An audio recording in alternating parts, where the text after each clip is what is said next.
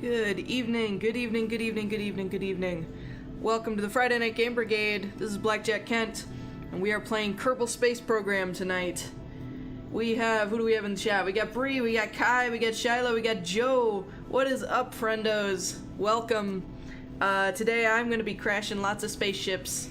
I'm super psyched. I've never played this game, but I've heard a lot of people talk about it, and say it's pretty good. And that I would get a kick out of it. So I am excited to get started. So basically, as near as I understand it, these little yellow-green guys are Kerbals, I think, and we're going to help them reach outer space. So that's the plan. I think we're gonna go through the training scenarios first. Hey Tavi, welcome. We're gonna go through the training first, because I've never played this before. And I don't know how long the training takes, so possibly that will be all that we do. But, yes, space! So much space, near zero. Okay, I don't know how long the training's gonna take, so hopefully... So maybe this will be all we do, or maybe we'll do an actual game, whatever that entails. But, yeah. So, we're gonna start out. Getting started and basic construction. This tutorial, presented by famous rocket scientist Wernher von Kerman himself, covers the basics of rocket construction in the vehicle assembly building. He's waiting for you down there and is always in high demand. Don't dally. Alright.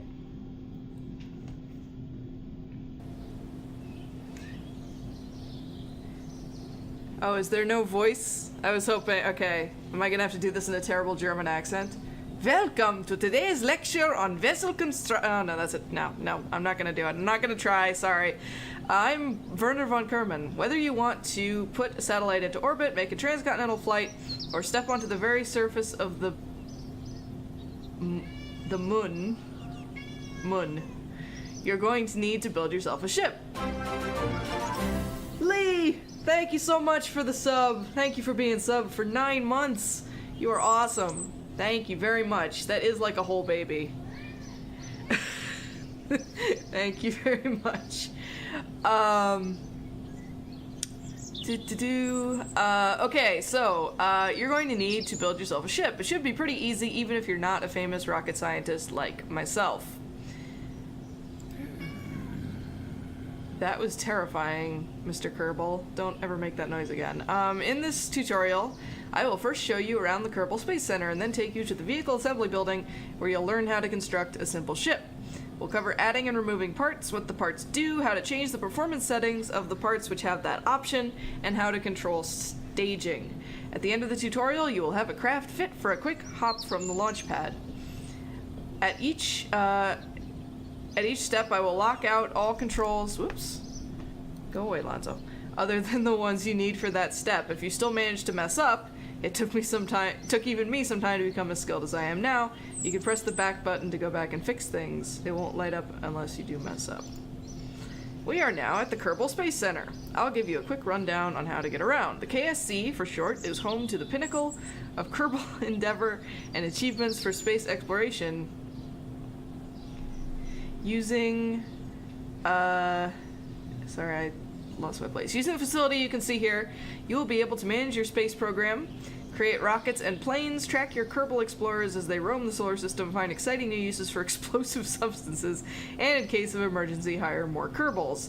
To find out about each of the facilities, you can hover your mouse over them or the facilities buttons. If you need to repair a structure... Wait, repair a structure? This is like Sim City? Alright, if you need to repair a structure or upgrade them in career, you can do this by right-clicking them. Take some time to hover the mouse over the buildings and see what they each are, and when you're ready, enter the vehicle assembly building. Alright, so we have space plane hangar for vehicles launched from the runway. That's the runway, presumably. We have mission control. Available contracts can be managed. Offers a very nice view of the launch sites. vehicle assembly building, which is where we're building stuff. Can I move? Okay, there we go. Got it. Can I move? Yeah, you're in the way, Mr. Werner. Okay. Research and development, astronaut complex, living and recreation spaces and new applicants. We've got the administration building for strategic decisions. Anything else? Launch pad for where vessels built at the VAB are launched. Reasonably confident it's a safe enough distance from everything else. And the tracking station. Ongoing missions can be viewed and focused. Landed craft can be recovered from here as well. Alright. This all seems very simple and no possible way that I could fuck it up. So, let's check out the VAB. Very good. What you see in the middle of the screen is the construction area. Holy mackerel, look at all the Kerbals just wandering around. Alright. On the left side of the screen is the parts toolbox. It will show all of the parts you have available in each of the different categories once there are any to pick. If you want your craft to be controllable, you need a command module, and it's best to make it the first part you place. This part will either contain some plucky Kerbal crew. Can you kill the... Oh, I'm quite certain you can kill the Kerbals, and I'm quite certain I'm going to kill the Kerbals. This part will either contain some plucky Kerbal crew or an automated pilot mechanism. As we're just starting, there's only one choice. Go ahead and pick that command module from the Pods tab. Pods, got it. Alright. After at least one part is placed, you can look around with the following controls. I was just thinking they look like minions. Yeah. Alright, after at least one part is placed, you can look around with the following controls. Orbit the camera with right mouse drag. Got it. Okay, so there's my command module hovering in midair. One wonders why we even need a space program if we've already mastered whatever anti-gravity technology keeps this hanging up here. Alright, move the camera up and down with the scroll wheel. Okay. Zoom the camera with shift on the scroll wheel. Okay, cool. Look how shiny that is. Awesome. Alright. If you'd like your pilot to be able to make more than one flight, he or she will have to return safely to the ground or water on Kerbal. Parachutes are a simple way to make sure that happens. They can be found on the Utility tab. Change tabs by clicking their icons. Alright, Utility. Utility tab. Parachute. We will place the parachute on the thing. There we go. Move it to the top of the command pod so the green sphere at the bottom of the parachute lines up with the green sphere at the top of the pod. Okay, I think I did it, so we're good. Some parts, like our parachute here, have configurable options. To see these, we need to right-click on the parachute we just attached to the pod. Oh, I see. Alright. On the parachute, you will see that we can adjust our altitude and the atmospheric pressure at which to open. That setting can be quite useful on distant worlds. Check that the opening height on the chute is at least 1,000 meters, because safety is the Kerbal way, after all. Okay. Sure, we'll go with 1,400 meters, just to be on the safe side. And move it a bit to the right to 0.2. Setting prevents the chute from activating until the atmospheric pressure... Okay, cool. So this basically determines at what level it has to go off. Cool. Alright. How do I... Wait, it just told me how to get rid of this. And now I don't. There we go. Okay. Next up, we're going to need something to make us go. Click on the Engines tab on the left. Show the available engines. Alright, this is very straightforward. Oh god, I can't put it down. My mouse is falling off the edge of the screen. Okay, well that's a problem. I should have just zoomed out, but that's pretty great. This is my rocket, you guys. What do you think? I'm so proud of it. What do you think? Okay, can we move that? There we go. No. Come on, buddy. Come on. There we go. Okay. Connected. Oh, you may need to zoom or move the camera to be able to do so. See, if I would just read instructions, we wouldn't be having this problem. Okay. Cool. Oops, I forgot you're just starting out. You're not a famous rocket scientist, and to make that craft survivable as it stands now, you'd have to be better at rocket science than me. Ha! Impossible. The problem... Yeah, I know. I have always desperately wanted to be in the space program, but never happened. Alright, the problem with that craft is that this solid rocket is too powerful for the payload. A single small pod and shoot. It will either burn up on ascent from going too fast or burn up coming back down. Even if you survive that, the craft's mass will cause it to fall too fast for the parachute to operate properly, and you'd hit the surface before it could stop you. Wah wah. Okay, I promised to teach you how to change that to make it work in a later tutorial, but for now let's continue. I hope that means we're gonna get to set this one off and see it melt down.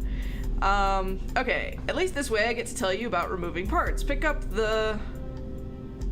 That's this, right? Drop it in the parts toolbox.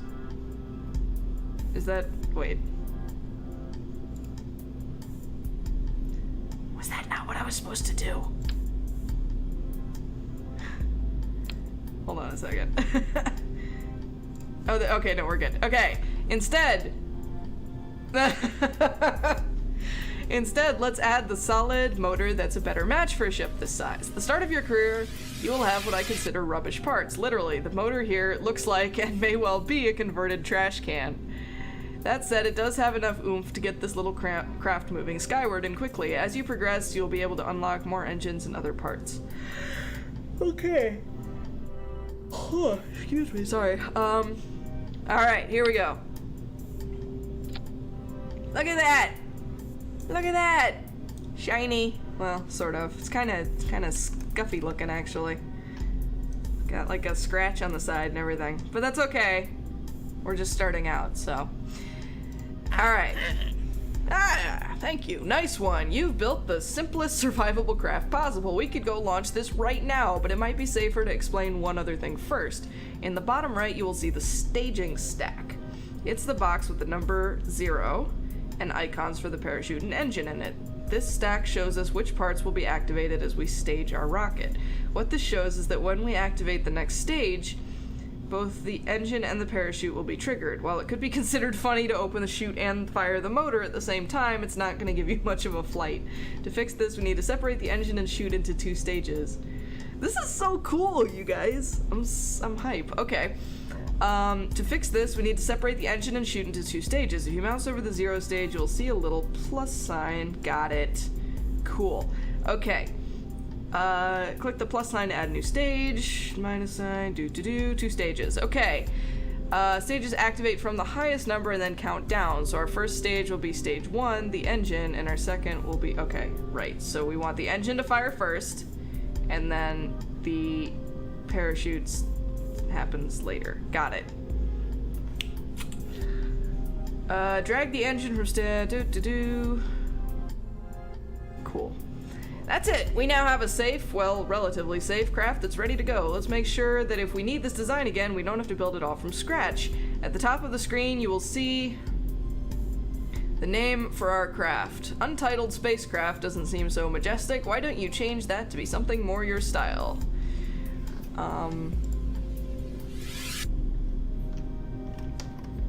Hello.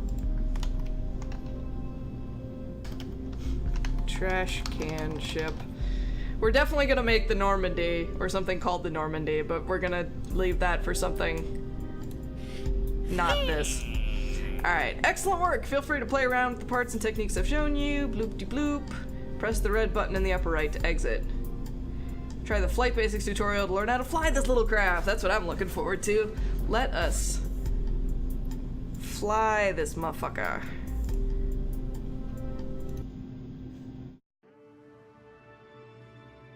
Mun or bust. Alright, more training! Basic flight. Alright, here we go.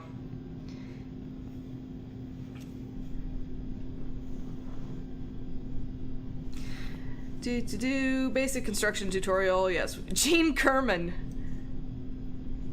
That, my friends, is a very, very deep cut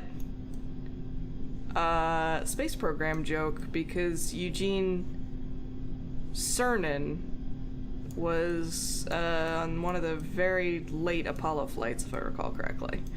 And I think he might have been in the Gemini program as well. Anyway, okay, today we'll do a run through all of the important controls for your spacecraft. Our little hopper from your basic instruction lessons with Werner may not have all of them, but we'll do a full run through once and see how it flies. Oh god, you guys. Okay, flying a spacecraft is all about... I'm not prepared. I'm all nervous all of a sudden. Alright, flying a spacecraft is all about being in control of a generally very chaotic situation, kind of like my life. As a pilot, your main flight controls will affect the pitch, yaw, and roll of the ship. Let's look at those first. All the other controls will be locked. Okay. Right. Who was the Gene NASA guy? Eugene Cernan. C-E-R-N-A-N.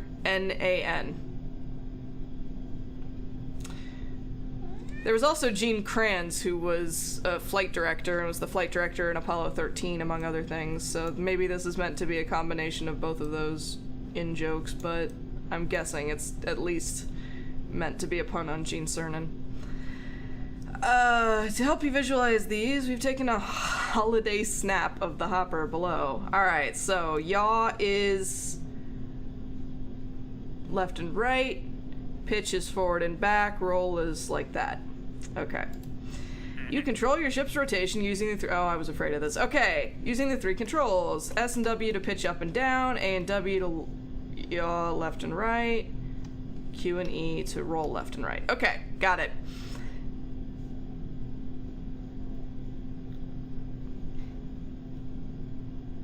Yeah, I think you're right. It probably is a bit of both. That's a good point, Joe. And yes, Alonzo is here. He is licking himself at the moment. Good boy, Alonzo. Alright, by controlling pitch, yaw, and roll together, you can keep the ship in a controlled flight. Okay, so right, so there's my yaw control, there's my roll control, and there's my pitch control. Got it. Okay. I'm gonna crash this so hard, you guys. And not even intentionally. Okay. Throttle plus pitch, yaw, and roll are the main controls you'll need to master for a successful crash-free flight. We'll skip over the throttle control for now, as this vessel has no need for it. All these controls have a limited amount of effectiveness, so bigger, heavier ships will probably respond more sluggishly. It'll become lighter as stages are separated. Okay. In flight, all the planning you put into the staging sequence of your ship comes into play, from launch to the final deployment of the descent parachutes. Nice. When I first saw Apollo 13, my immediate response for some reason was to immediately want to become an astronaut. Like, you would think it would make you want to run the other direction as fast as possible, but I badly wanted to be an astronaut, and I still do. And I legitimately looked into, like, what the requirements would be. The trouble for me is that the sort of programming that I do is not the sort that is relevant to spaceflight particularly, so I don't really have much to offer other than enthusiasm. Apollo 13 is it's one of my favorite movies ever, still, yeah. Alright, from launch to final deployment of the descent parachutes, you can control the activation of several of the ship's parts by activating stages with space. Notice the stage indicator in the lower left corner, which is this, presumably. Got it. Stage 1. Okay. Since we haven't launched yet, we lost it a long time ago. Since we haven't launched yet, it's showing the first stage is active. Yes! Apollo 13 movie night. Hell yes. I have your staging controls locked for now, so the stage indicator is glowing purple. Cool. I don't know. Okay. One more thing on staging. If the staging setup is causing strife or you change your mind about something, you can edit the stage sequence on the fly. No need to go back to the assembly build facility.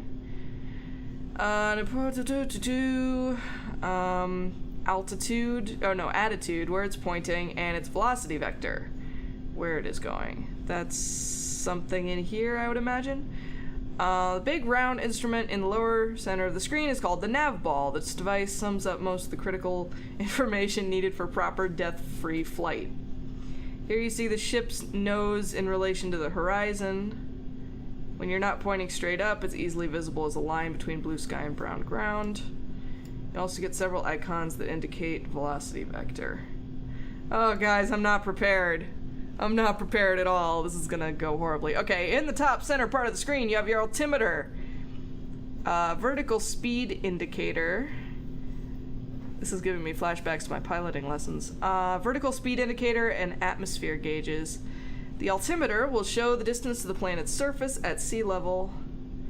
This means the actual surface may be much closer. Good to know. Okay, vertical speed, right, atmosphere. How deep the ship is in the planet's atmosphere. Whew, boy. Alright. I don't know, Tavi. I'm fairly sure I'm actually going to kill them with the ground, but who knows. Alright, one last thing before we give this rocket the green light. In the staging stack, you can see the indicator for your parachute. This indicates when the chute will be activated by staging, but the background will also change color to indicate when it is safe to stage the parachute. And the foreground will change color depending on the parachute state. By default, parachutes will not deploy when unsafe, even if you stage them. Kill them with failed space, exactly. Alright, so safe, risky, unsafe to deploy.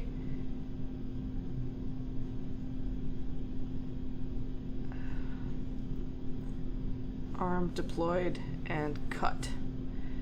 Okay. Okay. Enough talk. I'll unlock the flight controls and you'll be clear for launch. At any time you may press escape to pause the game. In the pause menu you can restart the flight or end this tutorial. Oh god, I'm not prepared. Okay, don't forget our hopper only has solid rocket motor, so there's no throttle control. Make sure to fly in a nice high arc and enjoy the flight. Oh, here's my pilot. Got it. Valentina Kerman. Are they all named Kerman? Or am I, like, sacrificing his wife? Or his sister or something? Cannot EVA in this scenario. Oh god. I'm so sorry, Valentina. Alright, here we go. This is gonna be terrible. Ah! Okay. Alright, here we go. Cool. Alright, we're just gonna keep going up, I guess. I don't... Are we just supposed to keep going straight? He said a nice high arc, right? So that means, like, we're gonna turn over at some point, I think. She doesn't seem too concerned yet, so I guess that's a good sign. Whoa! Oh! That's not quite what I was going for, but sure, we can do it that way. Alright, speed is low enough that it's safe to stage again to deploy the parachute. She seems to be having a great time, actually. Okay, alright, let's... There we go. Okay. None of this is not what I'm going for exactly, but sure. There we go. Now we sit back and enjoy the descent. I don't think I was actually supposed to have the thing's ass up in the air, but there we go. Alright. We're gonna land in the water at least, so... Yay. I guess that's something. Did you have fun, Valentina? Interior overlay. I don't know what that means. Okay. Hey! We are probably not gonna die. Hey, there we go. Are we in the water, or... Oh, it's still going down, just... real slowly, I think. Yes.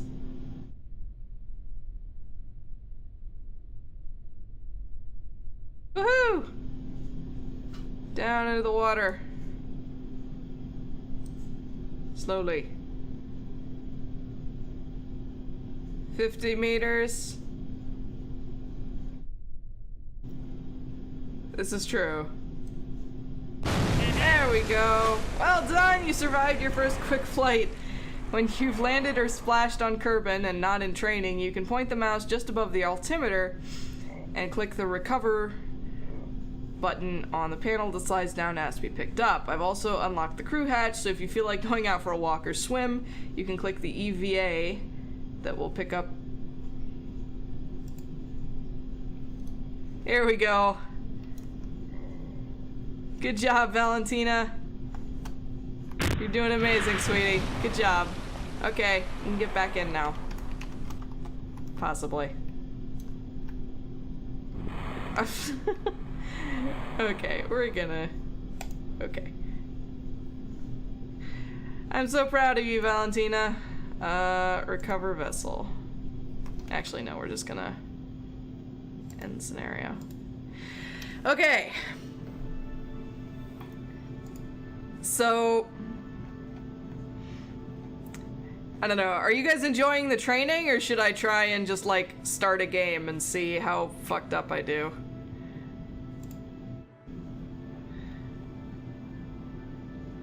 So it looks like we start getting into more complex stuff here. Bree votes chaos. Alright. The vote is for chaos, so here we go.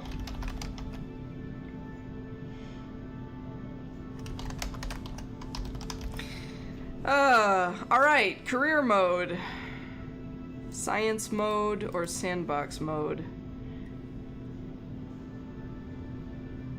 Just gather scientific data to research new technologies.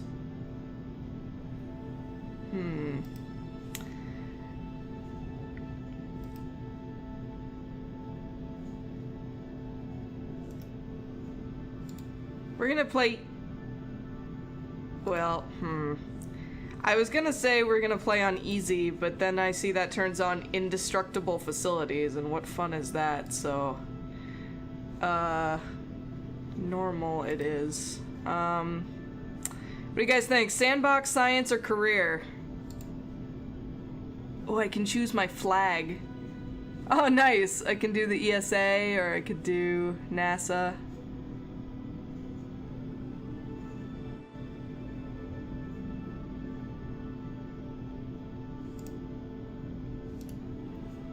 Sandbox so I can kill people without remorse. Alright. Kai has spoken. Alright, let's see how this goes.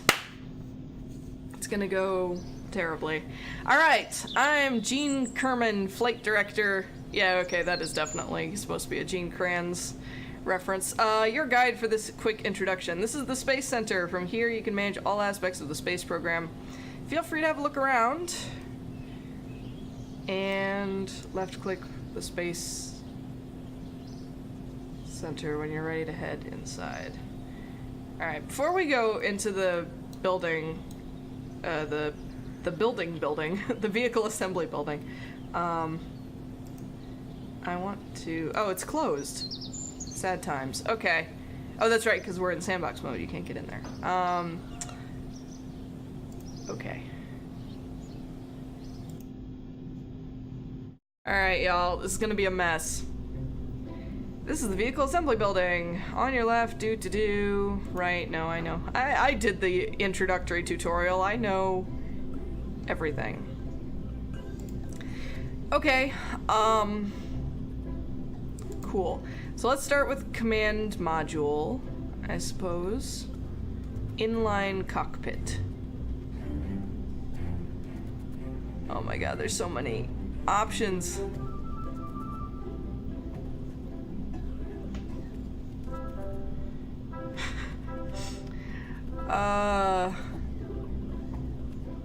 Okay, this looks cool, so we're gonna go with that. I have no idea what I'm doing, by the way. To be honest, after we do this, after we do the chaos, I might go back and do some more of the tutorials and like actually try and do this correctly. But for a start, we're just gonna put shit together and see what happens. Alright, so fuel tanks, engines, command and control.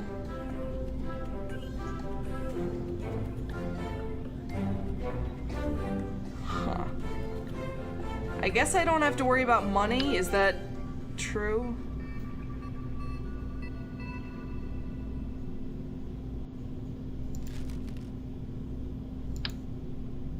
Place anywhere. What the fuck? Oh, that's a little tiny thing. Okay. Cool. Structural. What the fuck is all this shit? Okay. Cool. There, we'll give it a collar. That's nice. I don't know what anything does here. Okay. Coupling. Advanced grabbing unit. Kerbal motion engineers have long struggled with the problem of how to extract drop tools from complicated machinery.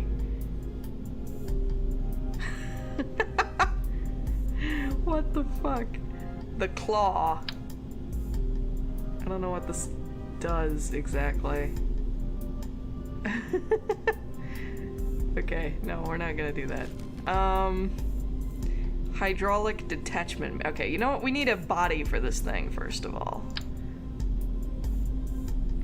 We need a body for this thing before we do anything else. So let's go back to engines. And let's give it a twin bore liquid. Nope. JK, that's not gonna work.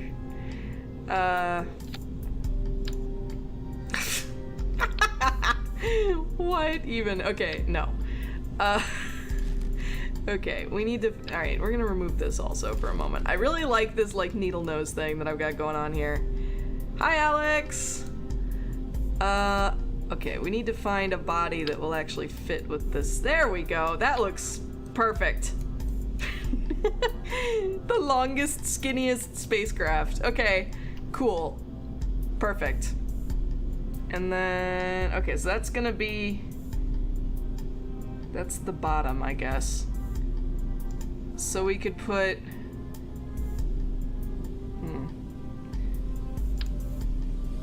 how do I want to detach the, there we go. Okay, so now I could put like more fuel tanks on it if I wanted to. Oh, nope. None of these things fit together.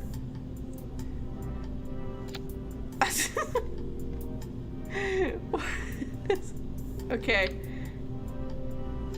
Perfect. It's perfect. I love it. I'm okay. Payload. Service bay. Cargo bay. The fuck? Alright, I have no idea how any of this is supposed to work. This is not going very well. Airstream protective shell. Nope. Okay. I'm just like futzing. Hold on a second. Aerodynamics. This is the Normandy SR1. Yes, exactly. And then when it inevitably explodes, we'll have the SR2. Yes, exactly. Shock cone intake.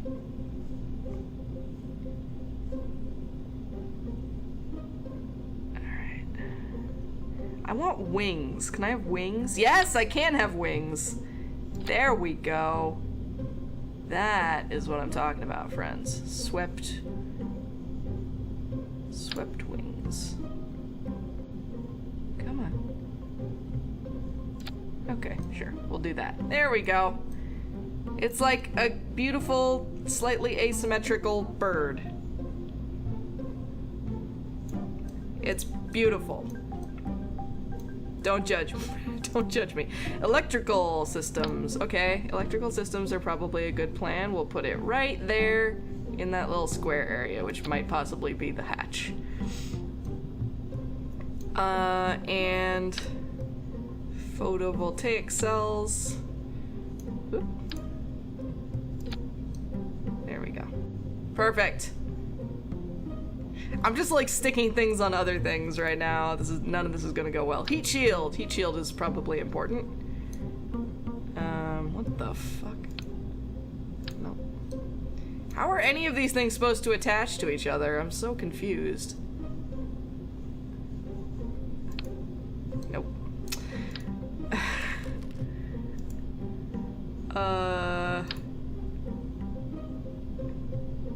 Yeah, I have no idea. Let's see what else we got here. Science! Sentinel infrared telescope. I want a telescope. There's like nothing I can attach anything to. It's quite frustrating. No, wait, there we go.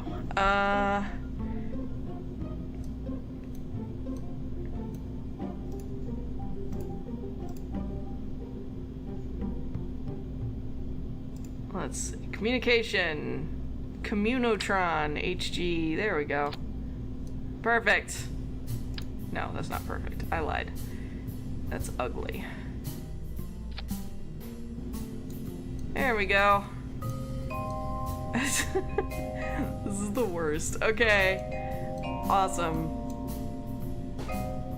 Ground. Ooh, we could give it landing gear. Like it's gonna land. Silly billies. Sure though, why not?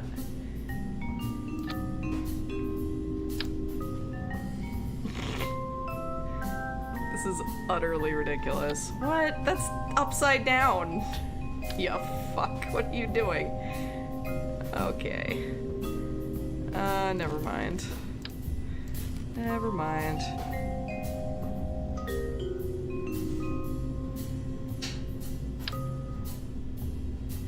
There we go. One giant wheel. Just like sticking off to the side. Perfect. Okay. No. Alright, you know what? We're just gonna go with this. We're gonna go with this. It's long and thin. And I respect it wholeheartedly. And then we're gonna go and do more tutorials, because this isn't even like, I have no idea like how to even make a shitty one. So, okay, how do I launch this fucker? Yeah. Alright, so this is the Normandy SR1.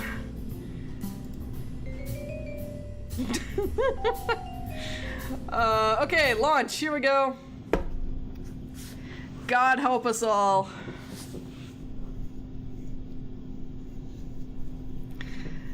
Oh, look how lovely that is. That's beautiful.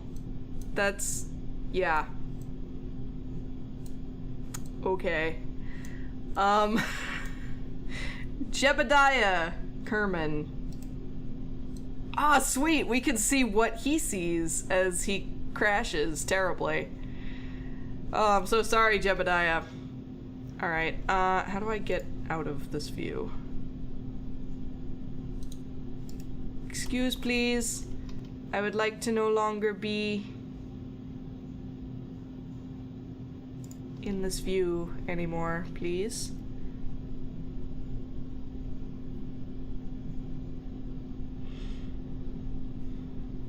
The fuck? How do I help?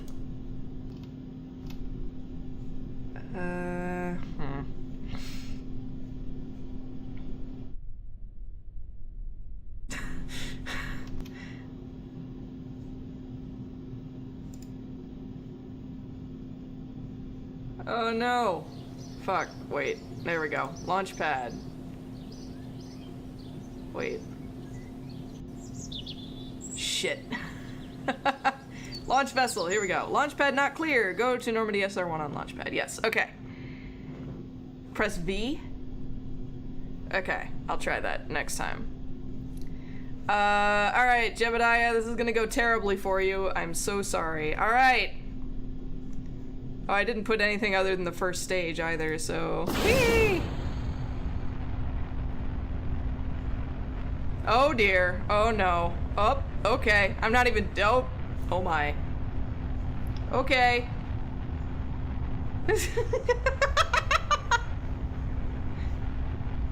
Oh no. He died smiling.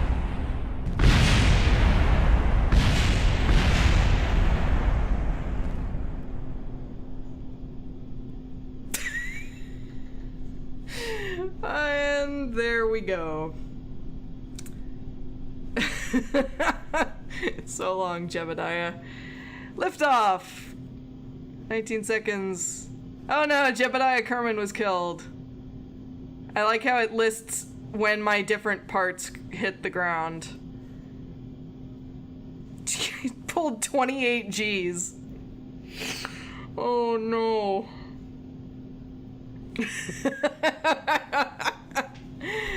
Oh man.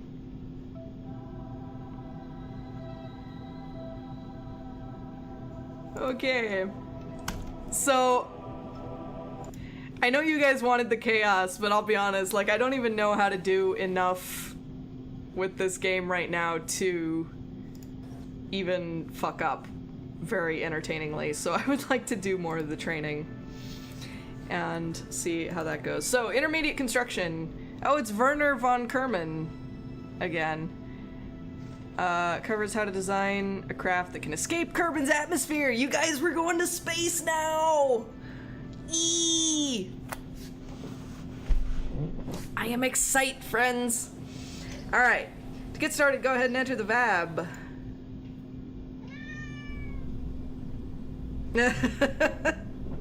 Pretty much. Okay, if you remember, in our last construction tutorial, we covered how to build a simple hopper and some of the basics of the construction area. And this tutorial will expand your knowledge of some of the more useful features in the VAB, and we'll build a more complex craft that will be able to get us out of the atmosphere. Craft, not crash. That was a Freudian slip, although... Okay.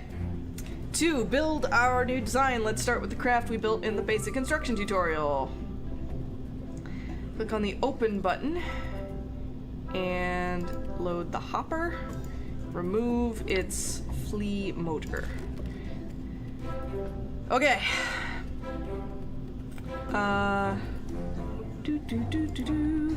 Unlike last time, we won't be bringing the whole vessel back, so we can change our parachute stats from what we had before. Right click on the parachute, verify that its deployment altitude is set to 1,000 meters. And set the minimum pressure slider all the way to the right. 75 atmosphere, 0.75 atmospheres. Okay, so it's gonna go off a lot closer to the ground, basically. Let's change the name of our craft. We still have our trash can special for later on. Trash can special is also my life. Alright,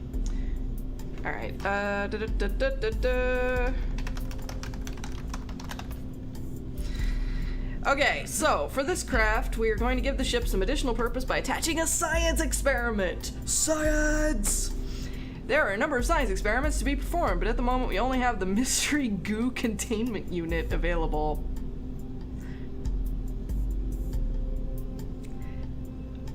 Otherwise known as my boyfriend?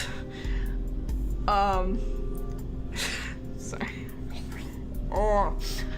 Switch to the science tab to look at it. This is one of the most basic scientific experiments Kerbal scientists have devised, and one of the first things they want to try and understand better.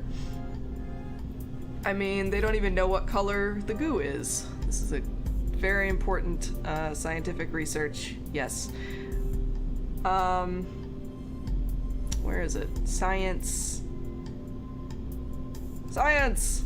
Mystery Goo Containment Unit. This unit was something one of our engineers came upon while while researching alternative applications for existing technologies. It's a sealed container which appears to be filled with a strange-looking substance. We couldn't reach in or break the canister open, but watching how the goo behaves when subjected to different situations could be very educational. I approve of this. Okay, so what am I doing? Oh, okay, I just had to look at it. So now what? When you pick up the part, you'll see that it's designed to attach to the sides of other parts, i.e. radially. If we attach only one of these, then during flight, our craft will be unbalanced. One way to solve this is to add an extra goo container on the opposite side of the rocket so that they balance. Luckily, we have a symmetry tool to help here. These buttons control symmetry. Which buttons? Oh, these buttons. Sweet! That's cool! Control symmetry and angle snap, and can be found in the lower left of the screen. Press the symmetry button to cycle through the available symmetry modes. That's cool. I like it. Alright. Set this to 2x, which I would imagine is this mode. And then pick up a mystery goo containment unit on the side of the... Oh, that's so cool! I like it. Alright, awesome. Sweet. Okay.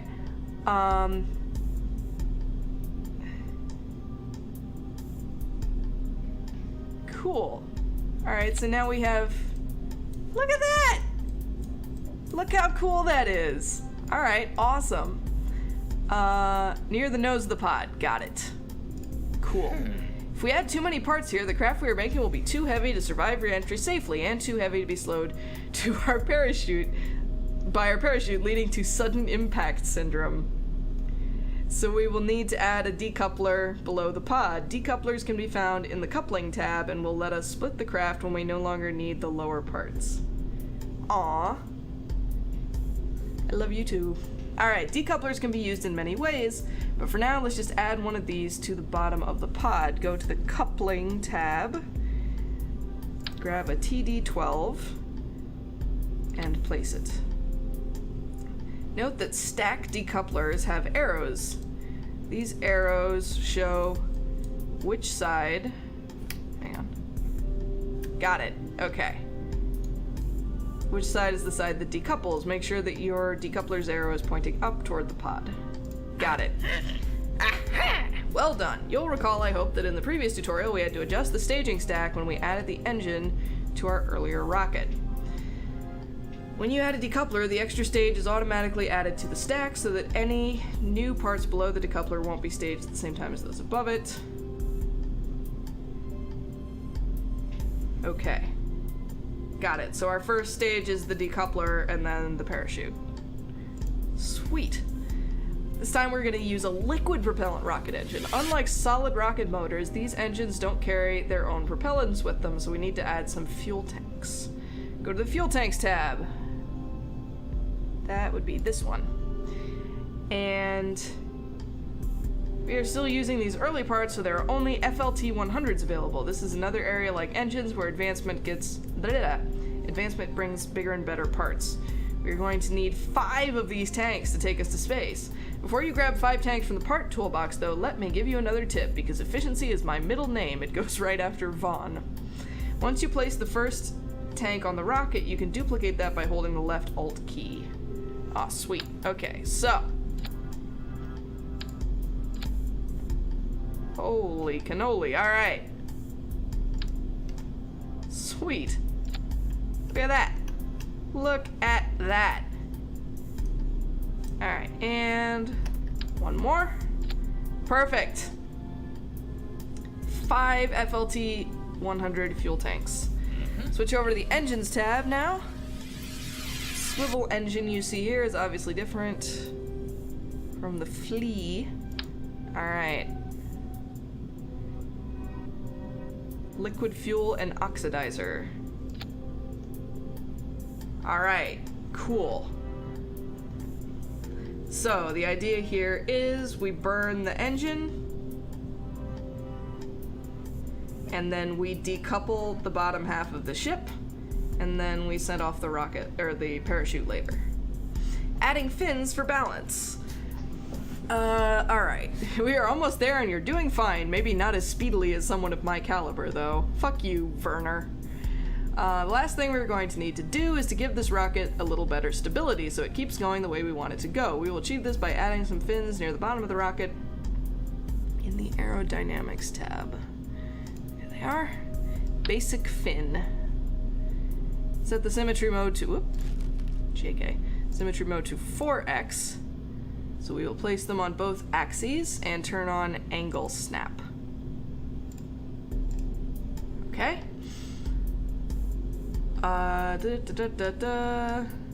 Drop a basic fin on the last rocket tank. Oh, that's cool. That's cool. That's cool. Hang on a second. I want to put this in line with our... There we go. Cool. All right. Alright, excellent. We now got a rocket that will let us reach for the stars. Admittedly, I did say reach for, as this is a basic rocket which can't achieve orbit, but it also means re-entry will be basic. Alright.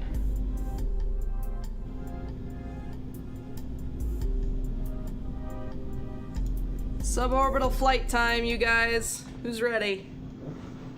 Mad hype. This is adorable, by the way. Alright. Suborbital flight. Learn how to escape Kerbin's atmosphere and return safely. Whoa! Yes! Alright. Today we will take an exciting step, getting our first Kerbal into space! Oh, it's Jebediah again. It's the same guy that I killed before. Alright. Hopefully you remember the controls we discussed in the basic flight tutorial, but don't forget that you can always press escape to view the key bindings button. Excuse me. Alright. Mission today is to make a short suborbital flight out over the water to the east. It's a nice arcing path that ensures a gentle, survivable re-entry. Straight up and then straight down is not so good for survival. Jebediah's ghost, exactly. I've set up the pink target indicator on the nav ball as aim point, but do note that this is not the case for normal missions. Starting with the nose pointing straight up on the launch pad, tilt east 80 degrees elevation. What the fuck? Okay. Oh god. I am absolutely 100% gonna fuck this up. Okay. Oh, right. Okay, so I can throttle now. So left shift to throttle up, left control to throttle down, Z, max, X cutoff. Got it. Throttle up, throttle down, Z, X. Alright. This is not gonna go well. Here we go. Jesus, sorry. SAS stands for Stability Augmentation System, although Kerbal astronauts usually refer to it as Sickness Avoidance Scheme. Whatever it stands for, what it does is try to stop the ship from spinning around using the computer-controlled auto torque drive compensator. Okay. SAS can be activated momentarily by holding down the F key, or it can be toggled by pressing the T key. Once you enable SAS and lift off, you can click the small red button to the left of the nav ball. This red button? I guess that red button. That has a miniature target indicator. Wait, what? Small red button to the left of the nav ball that has a miniature target indicator.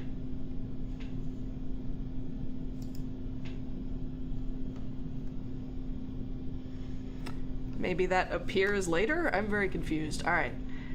It's the lower left of all the buttons. That will cause the SAS to follow the target indicator and fly for you. This autopiloting function will not be available until you are flying. Aw, Jebediah is doing a little dance. He doesn't know he's doomed. That's cute. Alright, this craft is a bit too much engine, so we're going to throttle down for launch. Set your throttle to 2/3. There we go. Turn on SAS to help control things. It will keep you pointed where you want to be pointed. Oh, I see. There we go. Target. Got it. Okay. Cool. During this lesson, some of the information is quite detailed and could take a while to read. As this is a short suborbital hop, place a warning at the top of pages where you might want to pause the game. Okay. Okay, guys, this isn't gonna go well. Here we go. I've enabled the target marker on the nav ball. Give it a look to make sure you see it. Stability assist. Okay. Double check your throttle is set to 2/3. SAS is enabled, and hit space. Start turning at 50 meters per second.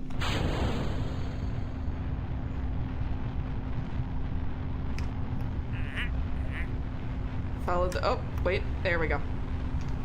No, where are you going, buddy? Come on back here. There we go. 80 degrees by the time you reach. Oh god. Okay. You're aiming to get to the 70-degree pitch line. Whoop. I hope I'm doing this correctly. Alright, we've got the rocket just where it needs to be. Go ahead and throttle up to full power. Woo! Oh god, look! Oh god, okay, warning, detailed info. Press escape to pause if necessary. You've succeeded in getting your ship on a trajectory bound for space! Now set your target indicator to align with your velocity vector. That will minimize drag by turning the smallest side of the vehicle into the airflow. Somewhere around here you will see the nav ball speed indicator auto switch from surface to orbit, accompanied by the speed number jumping. Go ahead and switch it back to surface mode by clicking on it until it says surface again. You might have noticed some flickering flames near the end of our burn there, which is due to the high speed of your craft in the atmosphere. Normally our ascent would be a little slower, but I'm sure my friend Werner has helped you build a ship that can withstand this heat. And besides, this high and this slow, you'll be fine. If you want to have a look at your trajectory, you can switch to the map. Cool.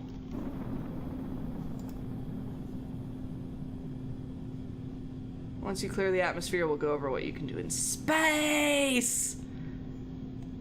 Look how high we are! Ah! This is so cool!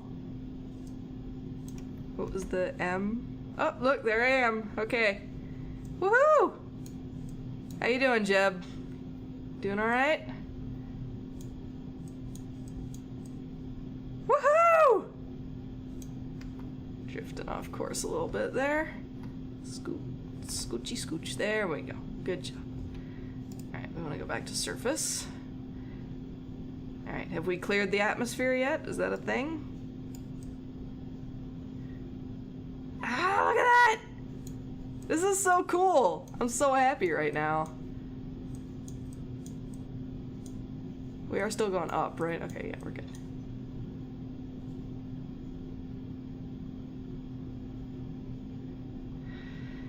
Okay, oh, right, this is the altimeter. This, I guess, is ground speed? Talk to me, Gene. Tell me more things to do. Oh god, I've drifted off course. There we go. Alright, while we float up here beyond the atmosphere, I'll quickly tell you about a couple things you can do. With an advanced enough astronaut train our Kerbals to be able to spacewalk, although we won't be able to do that on this flight. Also, when we're carrying science devices. Sweet, okay, so we can do stuff with the goo canisters. So, let's observe the mystery goo. Mystery goo observation while in space. Oh god, I'm drifting. Goo seems to have clumped into a sphere. It also appears to have become brittle. Cool, I guess. Holy mackerel, stay on target there, buddy. Whoop! Okay, as we near the edge of the atmosphere again, it's time to I fucked up. I missed my opportunity to do my science experiment, but that's okay. It's time to reorient the pod to get ready for re-entry. We're only going to re-enter with the pod and chute and goo canisters, but we're not going to decouple yet. In real missions, it's best to keep your upper stage around until the last moment. You never know when you might need it. Anyway, it's best to re-enter bottom first, and since we ascended at about 70 degrees pitch, we'll naturally re-enter at about negative 70 degrees pitch. That means you want to aim the top of the capsule at the 70 degrees pitch line, but the opposite heading. Okay. Turn SAS off. Oh, I probably should have left that, put like the autopilot on, but I didn't. So there we go. Change your attitude. I thought I was being good. All right. Resume flight. Transmit my data. Oh. I don't know. Fuck. Okay. Wait. Okay, got it. Heading. There. Wait. What? Is this correct? Alright, whatever. I thought it said -70. Okay, stage to discard. There we go. Alright. Whoa, holy mackerel. Okay. Wee! Oh god, no, there it goes. Oh god. Okay. Oh my god. No! Not what I wanted to do. I think I set the... Oh my god, what is going on? Oh, I can't do the target thing anymore. Fuck. Okay. I am just spinning out of control here. Where the fuck is my target? There we go. Fuck. What am I doing? Jebediah is having a great time here. Yeah, no, oh, fuck's sake. Okay, this thing gets a lot more finicky as soon as you drop the top stage. Fuck. Oh my god! No! Stop! Stop. Oh god. Oh god. Stop. I can't stop him. Oh fuck. I can't stop it. I can't. There we go. Okay, there you go. There, perfect. Perfect. That is actually pretty much exactly what I wanted. I know, right? Okay, there we go. It went back to where it was supposed to be on its own, so that's fine, I guess.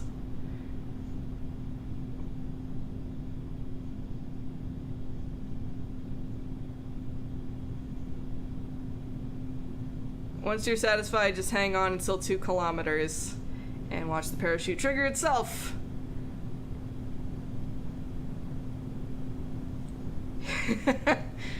And same shit, different day, am I right, guys? Oh man, that was insane. Okay.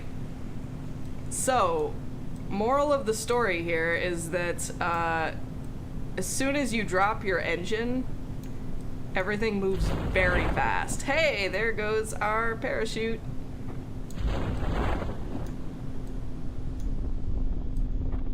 Woo! You're gonna survive, Jebediah. Good job, buddy. Look at that. Well done. Enjoy a leisurely float down to the surface.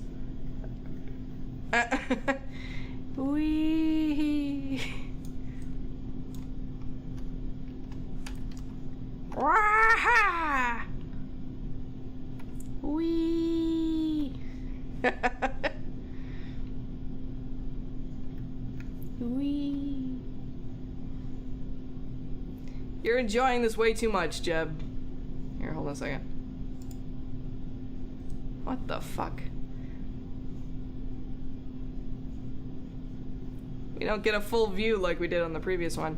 The IVA button over each crew member's portrait will let you see the ship from his own perspective. In this mode, the flight UI has less instruments. Woo! There we go! Hey, we just landed. Aw, it all gets all splashy. Return to external view, pressing C. There we go. Alright. Awesome. Cool. Alright, so that was chaotic. What do we got next? I think the next one was about science, so...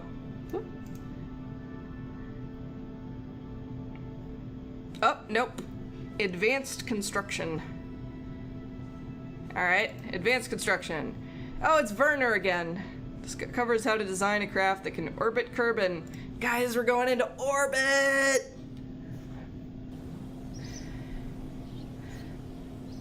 That's true. That's true. Alright, third and final tutorial about construction. I've had to delay some important work today to fit this in. Well, don't do me any fucking favors, Werner. Alright, in our last tutorial, we built a vessel that could escape the atmosphere. Advanced rocket design concepts, like multiple stages and boosters. Alright. More parts. I'm so nervous. Okay. One pod. Mark 1 command pod once again. And a parachute, which we know how to do this time. Possibly. I don't remember what's... Oh, it's in utility, right? Yeah, there we go. Cool. Min pressure, 0.75. Sweet. Upper stage, we'll finish placing the pod in orbit, and once there, we'll provide RCS steering thrusters and electricity for the pod. We'll also provide all the maneuvering capability in orbit, including the re-entry burn. It's going to consist of a decoupler, an RCS fuel tank, liquid fuel tank, 4 RCS thrusters, 4 solar panels, 4 batteries, and an efficient upper stage engine. And a partridge in a pear tree. Okay, stack decoupler, here we go. Couplers to stack decoupler.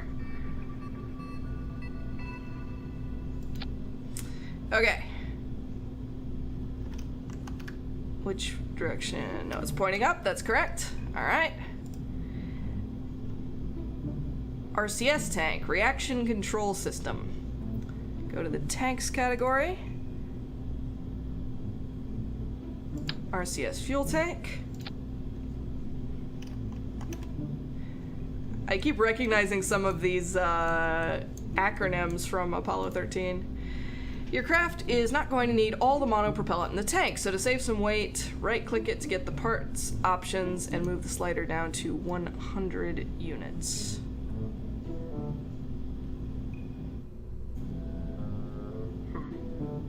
It's only letting me do 96 and 108, so hopefully 96 is enough. RCS is generally less efficient, but is good for small velocity changes. Okay. Multiple liquid fuel tanks. Extra tank to offset the weight of the RCS. Add a tiny rocket propellant tank. FLT 100. No, that's... What are you doing? There we go. And then a medium one below it. Ah, this looks so cool! Okay. Main part of the upper stage will add an engine, the Terrier engine. Arf, arf. Produces almost no thrust at sea level air pressure, but is highly efficient in space. This makes it a good choice for an upper stage, since the engine will not be activated until the rocket has reached the conditions where this kind of engine works well. Alright, Terrier engine. LV909. Bitchin'. Alright. That's a pretty well assembled upper Yes. It'll get you to orbit if you put enough rocket under it. Well, we have this reasonably simple vessel here. Some parts need to be placed carefully around a point inside the ship called the center of mass.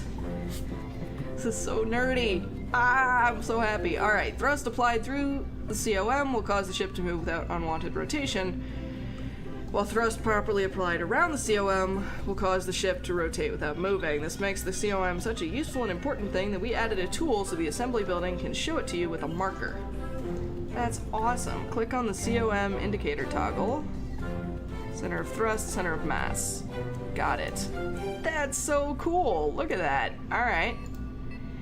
Adjust the fuel level in some of the tanks and see how that affects the center of mass. Right click on each of the fuel tanks and drag the fuel and oxidizer propellant levels. Oh, that's cool. Alright, so presumably because we're losing weight at the back, the center of mass is moving towards the front, which is heavier. Oh, gotcha. During flight, the vessel's center of mass will move the same way as it burns its fuel until the tanks are empty.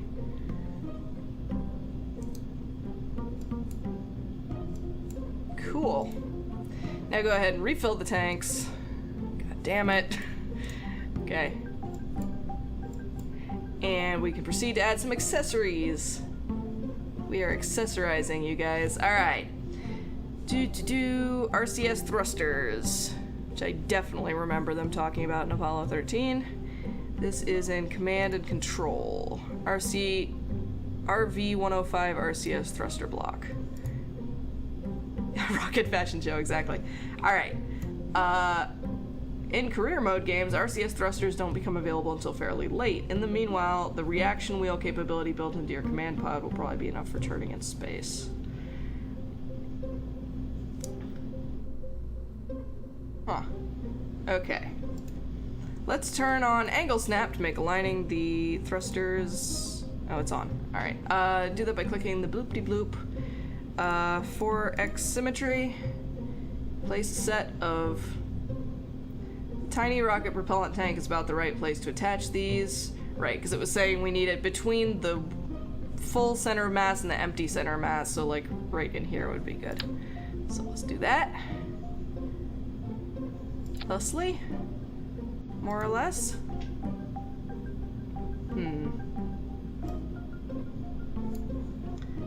Is that not good enough for you, Burner?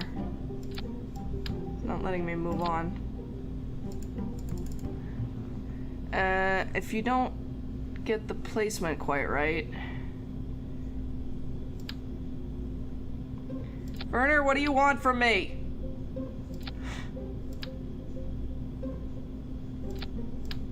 I don't know what he wants. Okay, make sure you turn angle snap off before using the offset. Click the offset mode icon in the upper left. What the hell?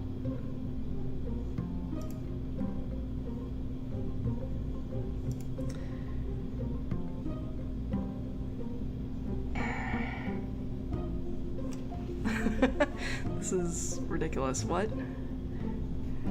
Okay, if you don't get the placement quite right, you can also use the offset gizmo to fine-tune their position. Make sure you turn angle snap off before using the offset. You want fine adjustments for that and with snap turned on. Alright, click the offset mode icon in the upper left of the main editor window, just to the right of the parts list.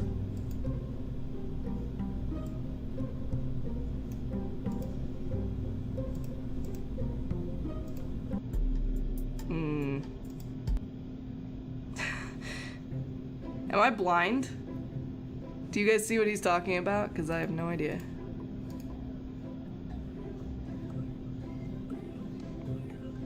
Oh, hey! All of a sudden it's letting me move on, so I guess we found the right location, so...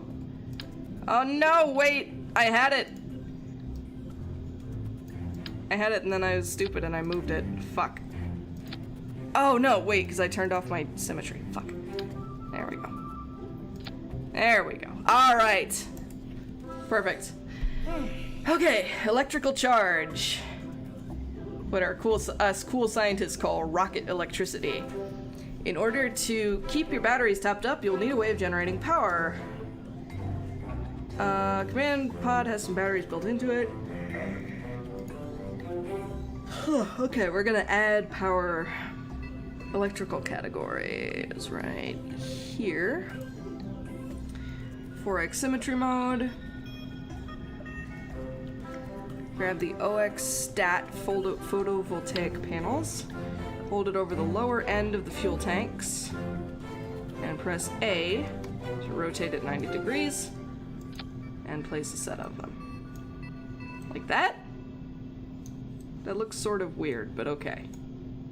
Sure, I'll buy it. Wait.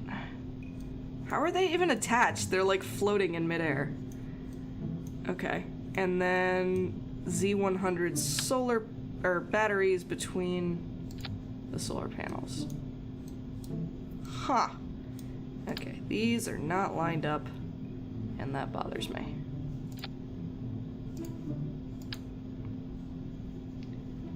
Here, hold on. Better. Okay. Cool. Okay, excellent work. You built a nice starter upper stage, which will do for some orbital exploration. Now we need to work on getting it up to orbit, and for that we'll build up our lower stage, tanks, and an engine. 12D. All right, so another decoupler. So this is what I was curious about, because like, we can attach one engine underneath another engine. So that's interesting. All right, so another stack. Oh, there we go. Okay. And notice how when you add the decoupler, a fairing is placed around the engine. This will get jettisoned automatically when we launch the decoupler. Got it! Cool! Alright, this will get jettisoned automatically when we start the decoupler. Now we need to add the fuel tanks. 2 of the FLT400 fuel tanks. No, wait.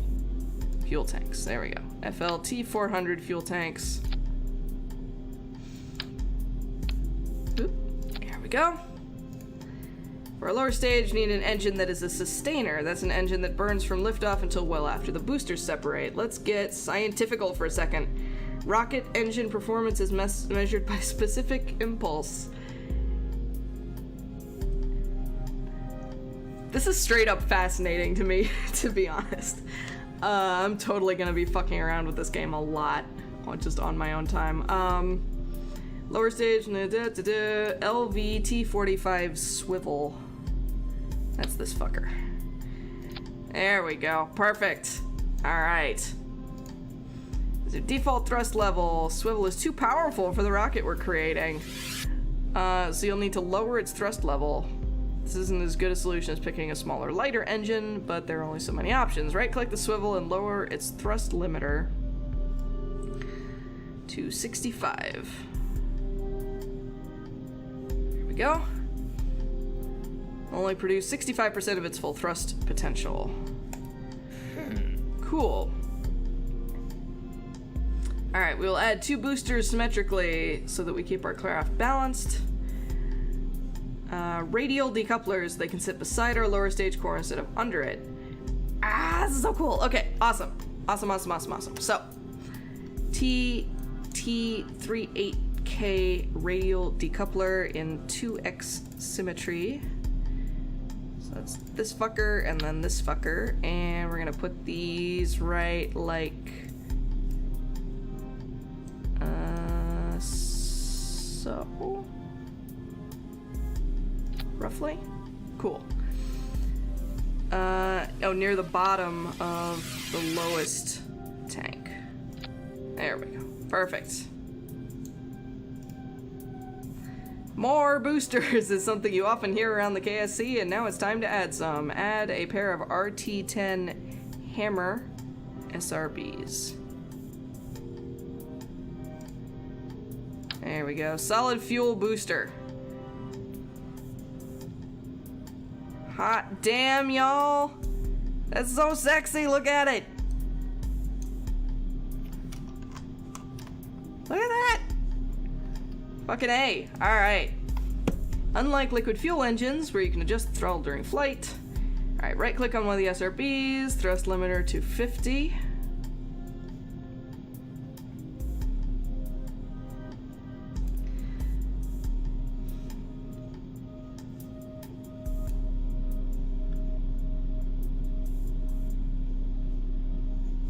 Okay. Right now the SRBs have flat pancake tops, which is simply not a good look. Oh, and bad aerodynamically. Let's fix that by adding a pair of nose cones. Nose cones can be found in the aerodynamics category. Sweet. Aerodynamic nose code. Aerodynamic, lightweight, and mostly non-explosive. This part is really sharp and it'd probably hurt if you fell on it. It doesn't look that sharp, but okay. There we go.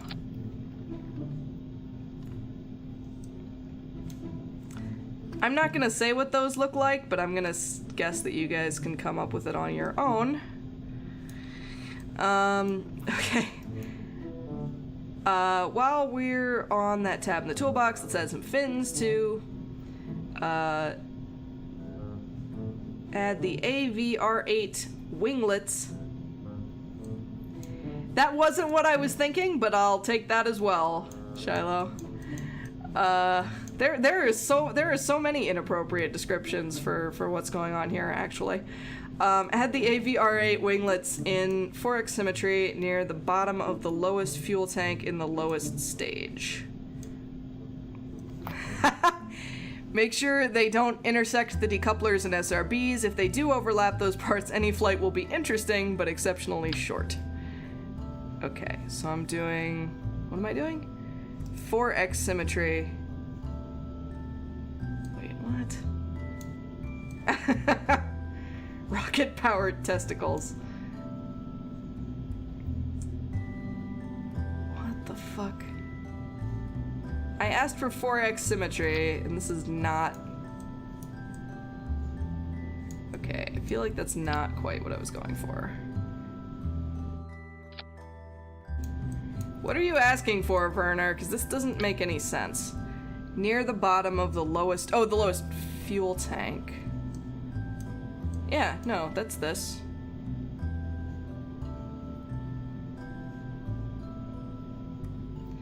I don't understand what you want from me, Werner. Oh, this is only 2x. There we go. 4x symmetry.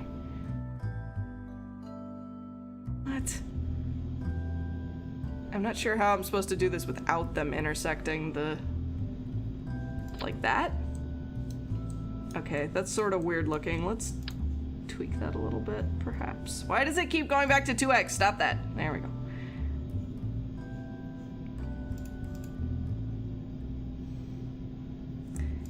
I am going to punch you. Hold on a second. There we go. All right, let's try. My God! It keeps changing. Look at this. I click to 4, and then I come on over here, and then it changes back like a motherfucker. There. Sure. All right. I'm not sure that's how I would have done it, but whatever. That's what you want, Werner. Who am I to argue with you? Oh, fuck.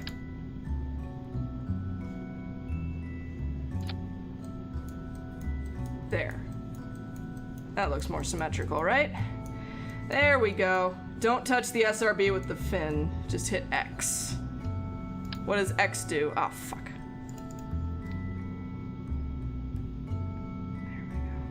Yeah, I think I've got it. I had it pretty well balanced there for a sec. What does X do? Oh, cool. There we go. Perfect. Very cool. Thank you. Also, welcome, Chillin' Chilla. Don't think I've seen you here before. It inherits the symmetry of the first part you cursor over. Ah, sweet. All right, cool. Actually, he wants, in order to get through this tutorial, he wants it to be in 4x. But that's good to know that you can do it, that you can change the symmetry that way. Gotcha, yeah. Cool. Alright, there we go. Perfect. Welcome, Chillin' Chilla and Badger Masher. Thank you so much for coming. Hope you enjoy. Alright, so. Cool. Excellent.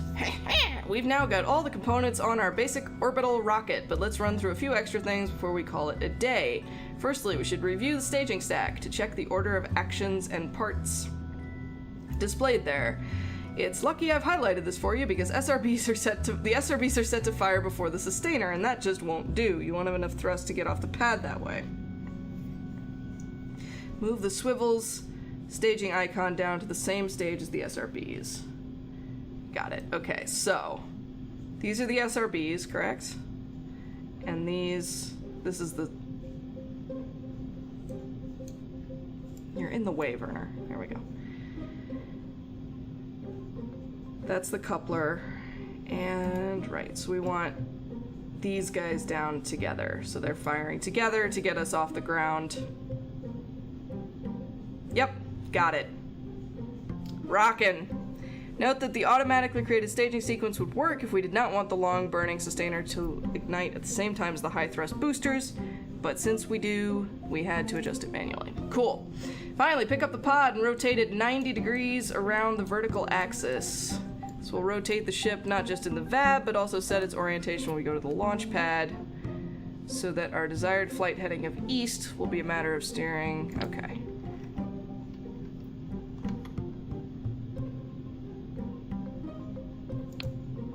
Alright. Sweet. We always make every effort to ensure our brave crew survive. And hopefully, you will take the same stance in your space program. It doesn't always work out that way, of course, but it's the thought that counts, at least to those of us not in the rocket at the time.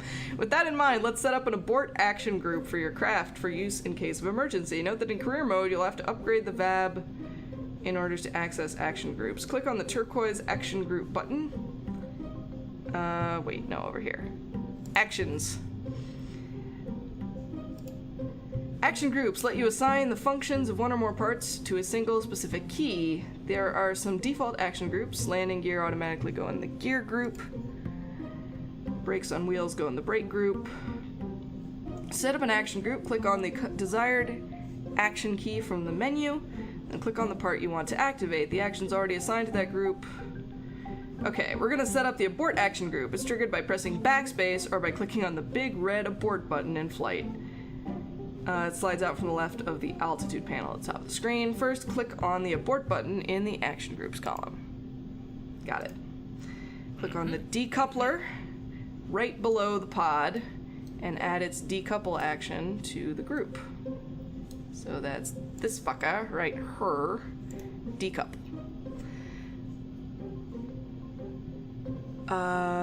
Then click on each liquid engine in turn. So that's you. And assign their shutdown functions to the group. We had another engine floating around in here, right? Yeah, the Terrier. Shutdown engine. And finally click on one of the radial decouplers. These fuckers. Oh, awesome. Yeah, this is the first time I've played it, so I'm just kind of feeling my way right now. But very cool. Welcome, welcome. Welcome to the party. Alright, so now we're gonna click on our decouplers here. I think. These are the decouplers, right? And then we're going to... Wait, come on. There we go. Radial decoupler. Decouple. Now when you trigger the abort action in flight, the engines will be shut down. The capsule will separate from the rest of the ship, and it should be safe to land by itself. Cool. Orbital rocket's ready to fly! It's been a long lesson.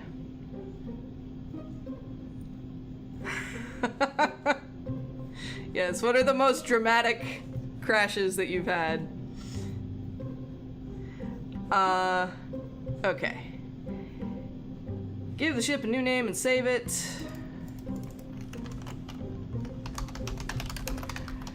I'm not being too creative with the names for my tutorial ships. Alright, so time to go to space.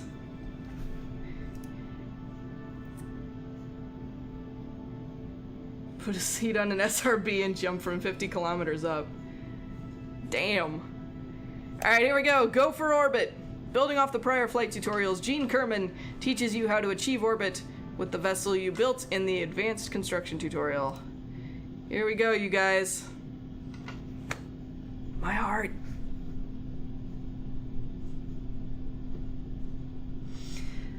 Okay, today we'll do getting to orbit. Alright. I will place a target marker on the nav ball to show you the optimal velocity vector, but do note that this indicator won't be around normally. Right. Set your throttle to the max. Yeah, I should warn you, for those people watching who have played this extensively, I have very little idea what I'm doing and do a lot of flailing around, so. Look how cool our ship looks though, you guys! That's so cool. Alright. I will place target. Okay. Prepare to launch. You should now see the marker on the nav ball. You'll have something to follow, and the ship has been designed so that you don't need to worry about throttle control during the ascent. Hit space when you are ready to go for orbit. Hi, Valentina. Best of luck. Hope I don't destroy you. Alright, here we go. Whee!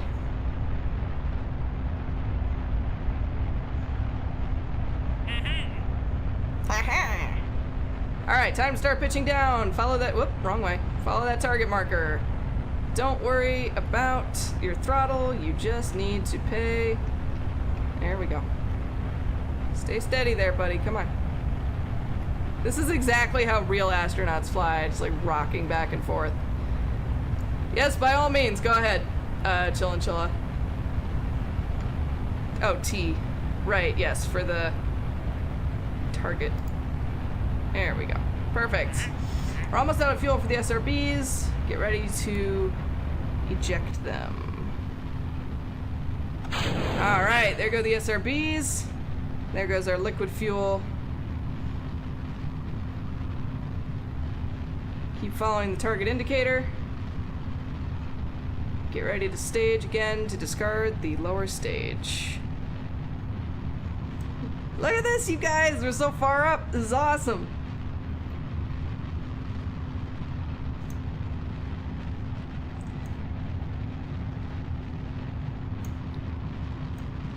Awesome! Hey, Bree, do you want to... Bree, send me that link in, Discord. And, I'll take a look at it when I'm done, streaming. Stage again to ignite the upper stage engine. Woo! We survived through the first stage of launch, and now we have a longer, more gentle burn to accelerate towards apoapsis. If you switch to map mode, we can have a look at the trajectory of the rocket. Hey, there I am. Awesome, and that's apoapsis. Estimated highest altitude of our path. You can right-click on that marker to pin it so that it remains visible. Alright, we'll need to keep burning along that path until we will clear the atmosphere by a handy margin. We'll aim for 80 kilometers. Cut the engine once the apoapsis hits 80 kilometers. I'll cut it for you once it passes 81 kilometers. Okay, cool. Thank you. 2,200 meters per second is orbital speed. Okay. It's a lot to keep track of here, man. This is intense. Alright. Shit, I lost the apoapsis. Where'd it go? I was supposed to right-click on it. Oh, there it goes. Bye, buddy. Alright. Once the apoapsis hits 80 kilometers, so we want to ensure that our upper bound of our flight is going to be 80. So there's 80. I hit it, but then he did it too. Yeah, I know, right? This is considerably different. Okay, you may notice your speed dropping a little as we coast. Go ahead and turn the map back off. There we go. It's nothing to be concerned about. It's just gravity trying to bring us down. It's always trying to bring us down, man. And air trying to prevent our success. We'll beat it, though. You're looking good. Alright.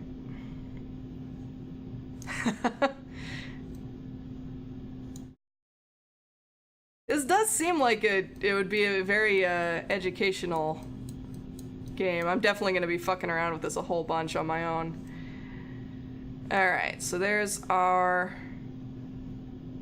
So we're slowly ascending towards that 80 kilometers that we planned for.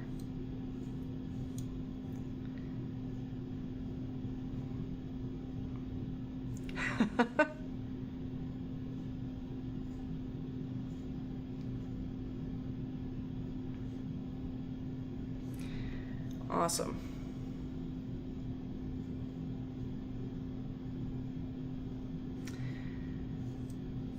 How you doing, Valentina? Whee! Look at that, y'all! We're in space! We are in space! Space! There's our orbital speed. And we can't really see anything else right now. T30! T-minus 30, rather. Sorry. I didn't. Alright, here we go. We're almost there. Accelerate some more so we fall past Kerbal. That's basically what an orbit is, falling and missing. Rotate your craft to align it with the prograde marker. Okay. Is that the blue thingy? Or, wait, use the SAS maneuver mode. Where did my mouse go? There it is. Maneuver! There we go. Alright, cool.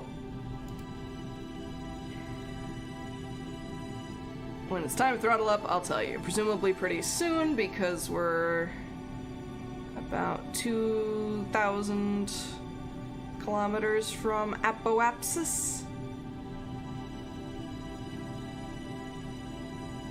Alright, so we're like lined up sort of parallel with the planet, I guess, more or less.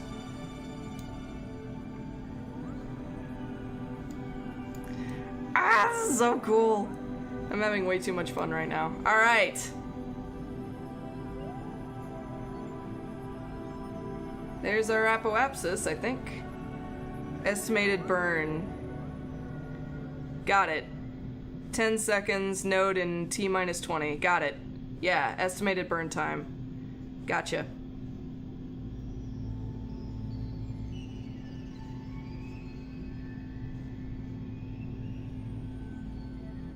Throttle up! Shit. Z, there we go. 7, 6, 5, 4, 3, 2, 1. Whoa. Woo! We are officially in orbit! Boom. Alright. Notice how we designed our rocket to accelerate reasonably through the ascent and didn't go straight to ludicrous speed. Overpowering the ship is a common rookie mistake. She does! She's so happy! Look at her! Hell yeah! Valentina is having a great day. Alright. That's as far as I'll be taking you today. We can catch up again in the Orbit 101 tutorial where I will show you about orbits and adjusting them. If you want to fly solo for a bit, you can also try bringing Valentina home from this tutorial flight. You will need to turn around 180 degrees and burn retrograde until your periapsis is less than 20 kilometers, at which height the atmosphere will do most of the braking for you. Oh god, okay. You will need to turn around 180 degrees and burn retrograde.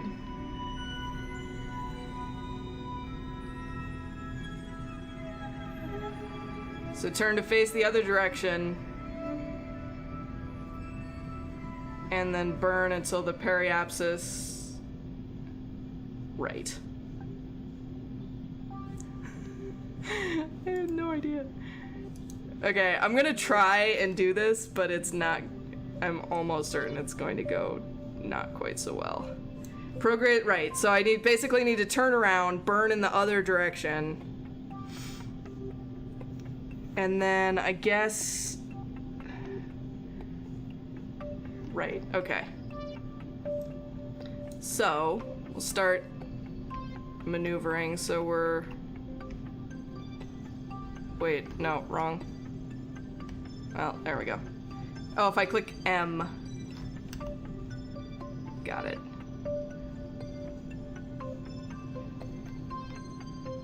Yeah.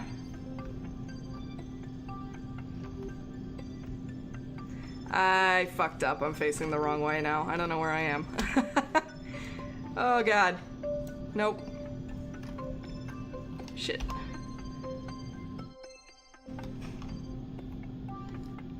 Okay, this is the heading we were on before. Right, okay. So we want to turn around and face the other direction,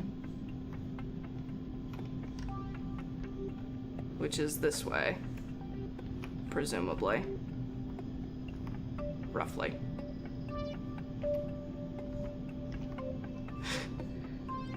Give or take.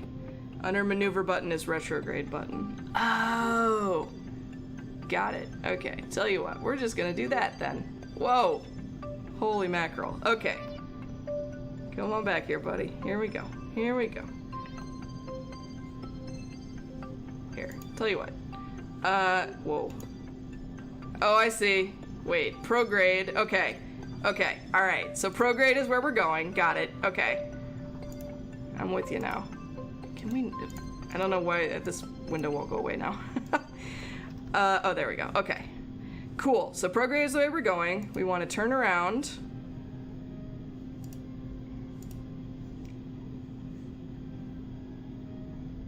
Alright, so now we've turned around to retrograde. And now we need to burn... So we're facing the other direction now? Yeah, okay. So we're facing the other direction now.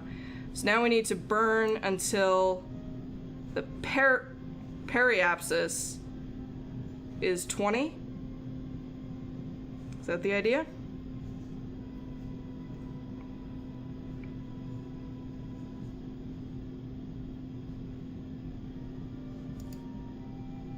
Oop, nope.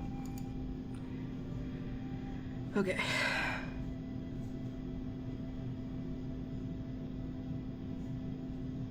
Alright, so I can pin this up, right? There we go. If you right click, right, yeah, if I right, yeah. Just figured that out. Alright, so we right click periapsis, we keep an eye on that until, alright, so we're gonna burn the engine until we get to 39? Alright, 39 for the periapsis, got it, here we go. Ah! Doesn't seem to be changing, which leads me to believe I fucked this up.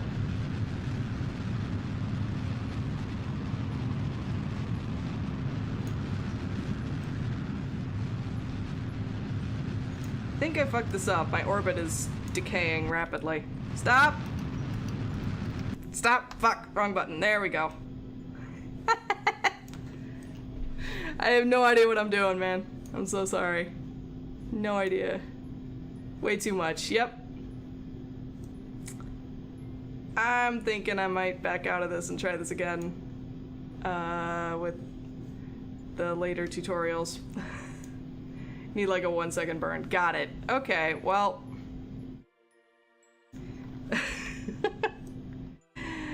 Oh man. Alright. Estimated burn 86 days. Spacebar. Yeah, I know, my pilot is still having a great time. She has no idea that... Whoa, what did I do? I hit spacebar.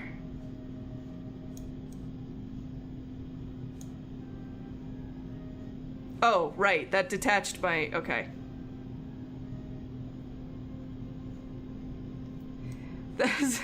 That is a good question. It is so dark, I can't see myself at all.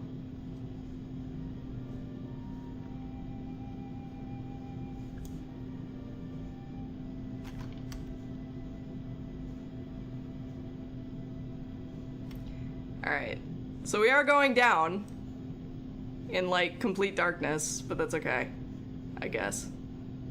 Alright, so I need to be keeping an eye out for... Or, well, I guess these will go off on their own at,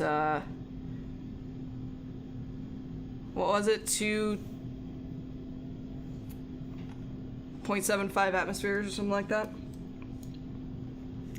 Which is up here.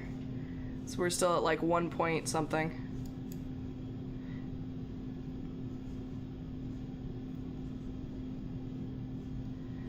Can't see anything, it's just dark.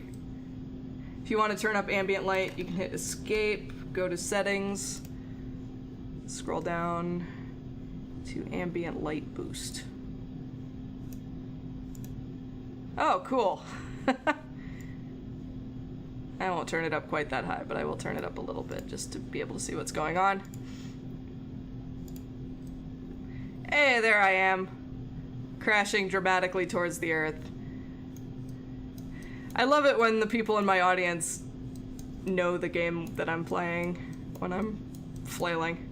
Hey, look! We're on fire! I actually might die here because I'm not super sure we put a heat... I don't think a heat shield was part of this tutorial, and we're probably going down a lot faster than our flight plan intended. So... sorry if you burn up, Valentina. This could be exciting.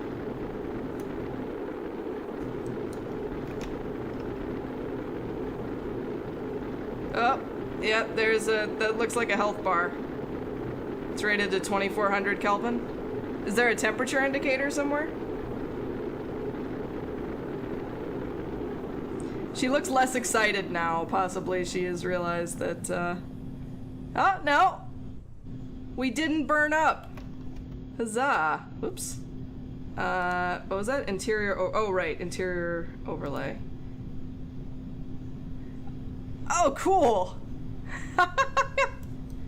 Nice. I love it. Excellent. Okay. Alright. Yeah, I know, right? There's like so much.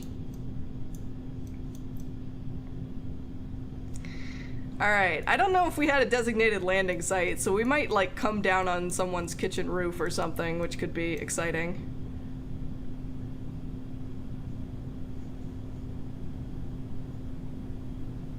Okay. Okay. Alright. Damn, nice. I have one person barely surviving her launch, but hey.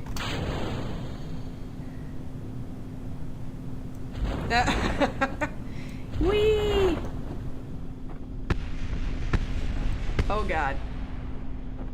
Alright! Yay!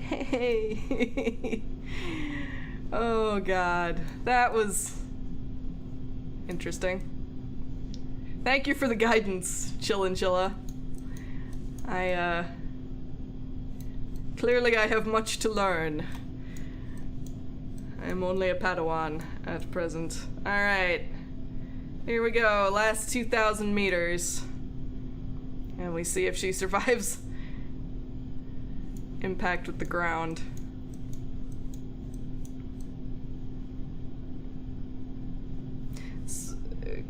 What is it? Kerbal? Reminds me of some of the planets in Mass Effect 1. Hey, look, she lived! Good job. Alright. Excellent. Cool, alright. And moving on to our next tutorial. Alright. Orbiting 101. Covers the basics of flying a spacecraft in orbit, essential maneuvers like raising and lowering apoapsis and periapsis nodes, and also important concepts such as what the terms apoapsis and periapsis mean. We'll start off in a low circular orbit. Alright, so this is basically doing the same thing that we just did, presumably. Alright, welcome to the Orbiting 101 training program. After this, maybe we should try Chaos again. I don't know. It sounds like the training has us go. Yeah, it has us go to the moon pretty soon in our training. Okay, let's get started. Orbiting is really nothing more than free falling. The only thing is that as you fall, you're moving so. What are you doing, cat? You're moving so fast forward that you actually miss the ground. Because up here, there is no atmosphere to slow you down at this height. You will continue to free fall endlessly around the planet without having to use your engines. Alright, so there's our orbit. Circular. Hold right click, move the mouse, look around. I'm already doing so. Hovering over the icons on the map. Alright, so we got our apoapsis and our periapsis. Okay. Ooh, that sounds deliciously. Skylon. No, I don't believe I've heard of that. What is it?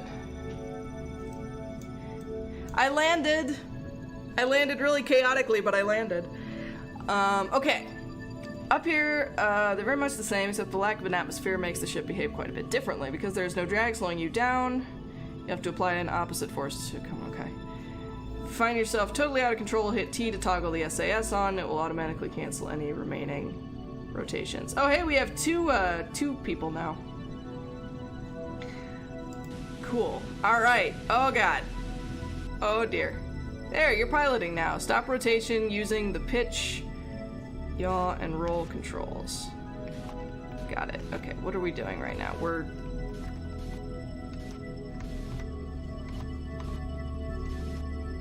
Good lord. Okay.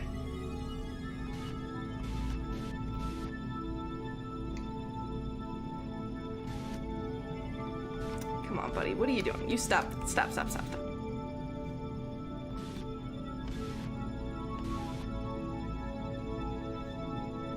I know, right? Alright, there we go. We're getting somewhere. There we go. Alright.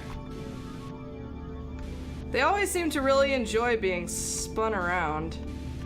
No, fuck, too much. Yeah, maybe. I suggest you use the nav ball to orient yourself. Yeah, I was definitely finding that as well, that looking at the nav ball is more helpful. I'm doing Apollo 6. Yeah, exactly. Oh man, this is making me want to be an astronaut again. It's not fair. Every time I think I've... Oh wait, that's roll. We don't want roll. There we go. Come on, buddy. Slow down.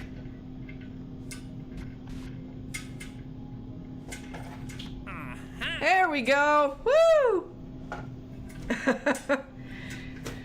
Every time I think I've kicked the desire, and then I do something and it all comes raging back again. Alright. Attitude control is an essential skill for a spacecraft pilot. My attitude is great. I'm so happy right now. Alright. Attitude control is an essential skill for a spacecraft pilot. Master it and you'll be well on your way to becoming an expert pilot. You can try this again if you want, or press next if you're ready to move on. Alright. Let's have a look at the nav ball now. You've probably seen the symbols on it when you were spinning around. Okay, so the green ones are prograde and retrograde vectors. They point toward and away from your velocity vector, respectively. That is, points to and away from where you're going. The blue is radial in and out vectors. They point toward and away from the currently orbited body. Normal and anti-normal vectors are perpendicular to the orbital plane. They point upward and downward with respect to the orbital plane. Yeah, I remember reading about that. Have you ever read a book called, what's it called? It's called, A Man on the Moon. It's by a man named Andrew Chaikin. It's basically like a summary of each of the Apollo missions based on like personal interviews with the astronauts and stuff, and it's a fantastic book. It's really, really good. Okay, so pink is up and down perpendicular to our orbit. Radial in and out is in towards the planet and out from it. And prograde and retrograde is our direction on the orbit in both directions. Okay. Now let's try something a little more involved. Open your map again. What we want to do now is go through some of the basic maneuvers you'll need to know. Let's try raising your apoapsis first. Apoapsis is the highest point in an orbit. Best place to raise your apoapsis is at the periapsis, which is the lowest point of your orbit. If you hover the mouse over the periapsis node, you'll see that we are going to reach it in a few minutes. Once there, we will face prograde, which is the way that we're going, and burn. Press period to speed up time a little so we can get there faster. Okay, time is now passing 5 times faster than normal, so we should be there in a few moments. Yeah, I just bought it. You can control time warp with the period and comma keys, or click the arrows on the panel at the top left of the screen. Okay, time to do our burn. Turn the ship to face the prograde vector now. Alright, so that's this one. Whoop, no, you come back here. Stop that. Stop. Jesus.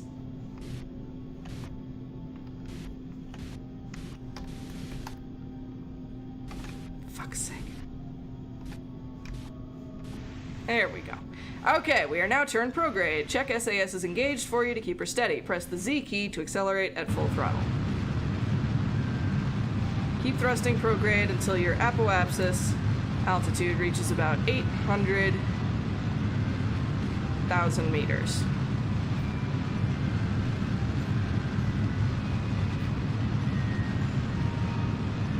Alright, so we're at 500,000 right now. This is so cool, you guys. This is so much fun. Oh my god. I am nerding out hardcore here. Alright, 750, 800. Well done! This is how you raise your apoapsis node. With orbital maneuvers, pretty much everything you do will affect the opposite side of your orbit. So to raise the highest point, if you add another $15 and get the DLC, you'll get all the engines from Gemini, Apollo, and Soyuz. Ah, that's so cool! Awesome. Alright. We're on our way to the apoapsis now, so let's just do that. Press next when ready, and I'll time warp us there to get it quickly. Got it. Okay, that's cool. We're on our way to the apoapsis node now. Notice how your ship loses speed as we rise. That's because we're climbing away from the planet, so we lose speed as we go higher, just like a ball does when thrown into the air back on Kerbal. The higher you are, the slower your orbit will be. Notice how the moon's orbital speed is around 540 meters per second. You can see this by hovering over the moon's marker. Oh, there it is! Huh. The moon. Cool. Okay. When we reach apoapsis, we will burn prograde again, so to raise the periapsis node and circularize our orbit. Got it. Alright, so approaching apoapsis. Here we are. Same as before, turn your ship to face prograde. Oops.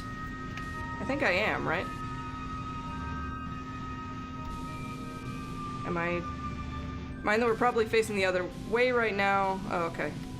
So, other direction. Whee! Whoop. Steady up, buddy. Steady up. There we go. Right on target. Okay. You're facing the right direction. Go. Fire up the engine and watch the periapsis rise. Keep burning prograde until the orbit is nearly circular. Eccentricity will be 0. Where is that? Where is eccentricity?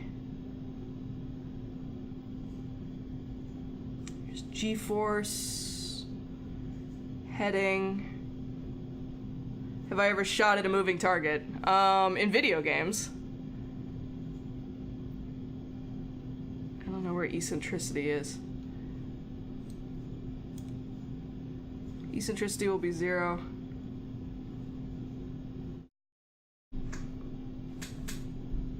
Got it. Okay.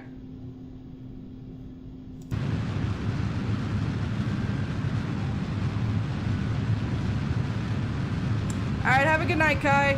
Thank you for coming. Ooh. Is that...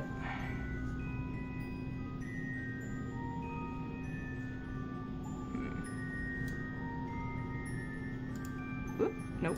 Come back here.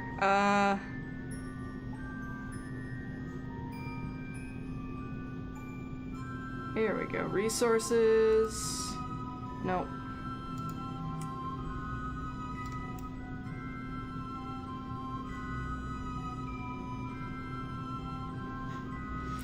Oh, we have 3 people here, not 2. That's exciting. I'm trying to figure out, he said something about eccentricity. So I'm trying to figure out where that is.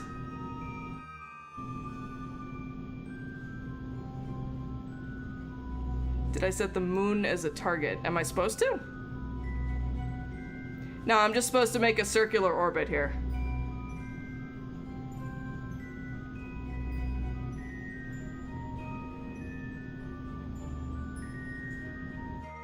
It's 0 at the moment. Okay.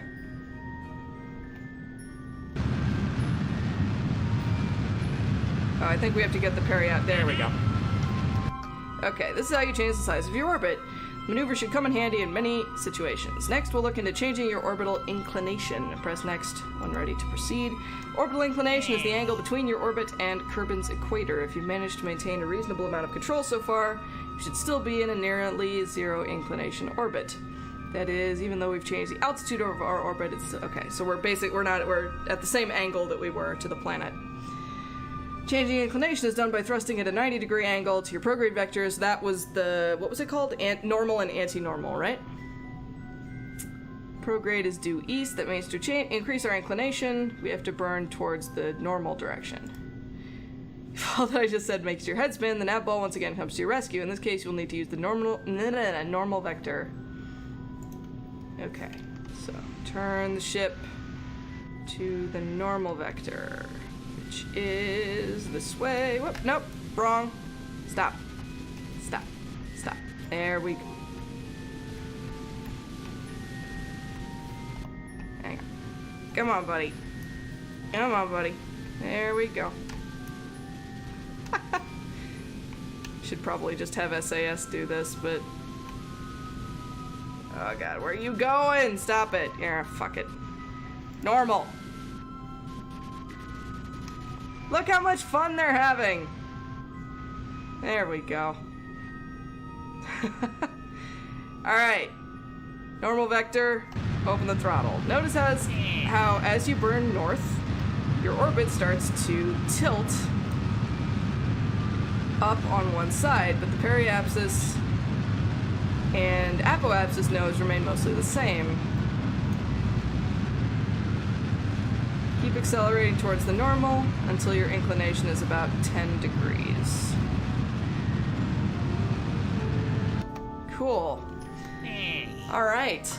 Keep in mind that changing inclination doesn't necessarily mean accelerating to the north or south. It means accelerating at right angles to your prograde vector, which on our nearly equatorial orbit also happens to be towards the north.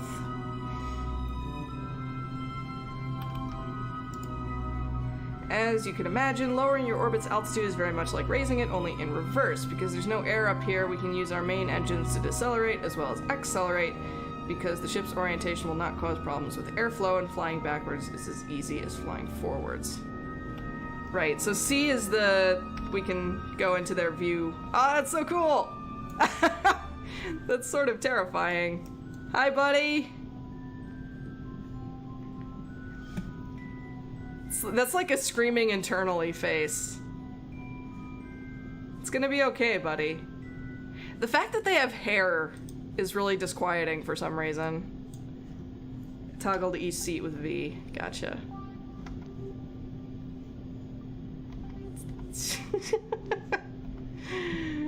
Okay, what is that?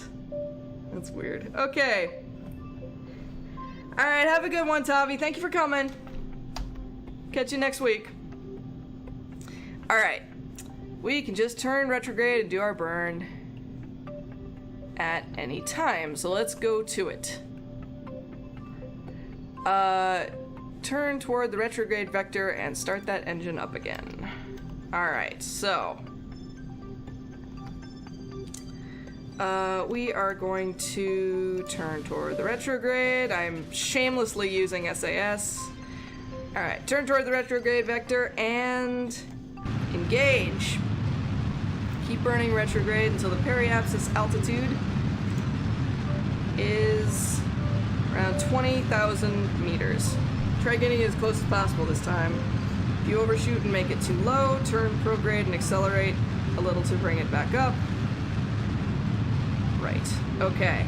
So we gotta get it as exact as possible to 20,000 meters. Oh shit. I went too low! Hang on. So we're gonna turn prograde and raise it a little bit here.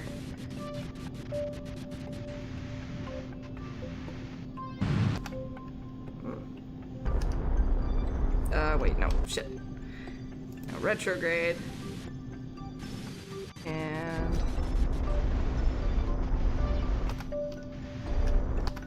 there we go. Perfect. Yep, I did. Alright, so...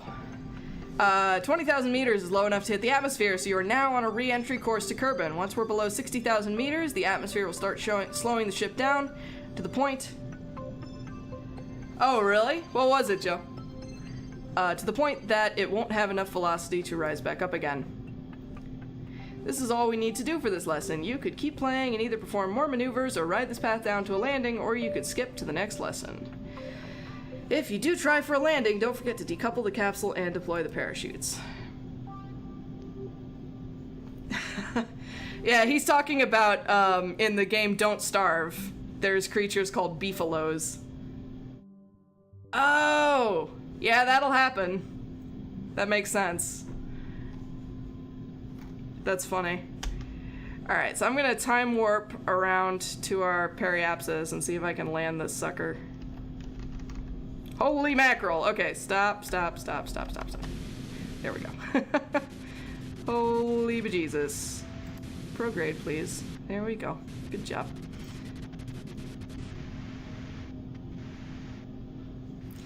Alright, so we are coming around towards our periapsis here, at which point we will start slowing down.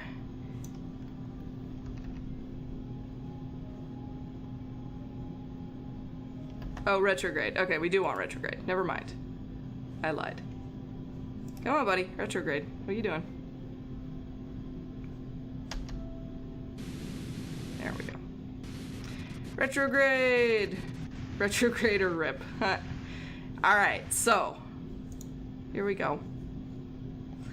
And we're going to start losing altitude at that point. Yeah, no, I got you. Using physics, wait, physics warp. That's not what I was going for. No, thank you.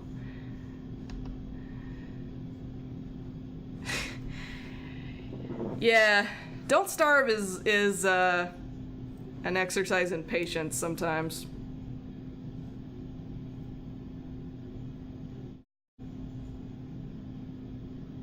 Yes, everyone hugs for Joe, please. Joe needs hugs. Alright, so... let's see here.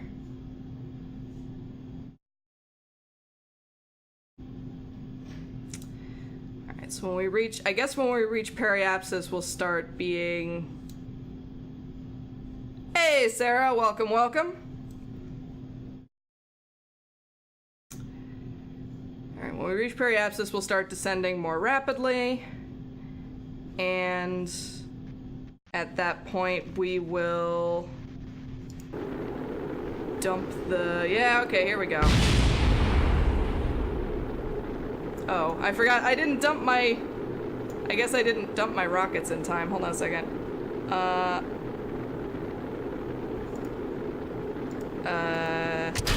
There we go. Let's get rid of those since they're clearly super on fire. So off they go.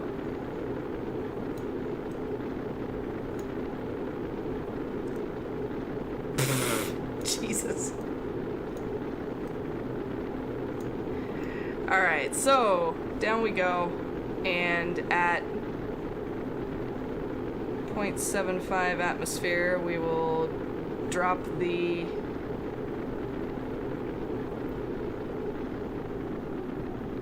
Alright, well, I guess we can fire the parachutes now, and then they'll go off automatically at the right altitude, right? I'm learning. Slowly but surely, I'm learning. Alright, down we come. So I think it should be about 2,000 meters, it said, that the parachutes would go off. So smoke them if you got them, folks.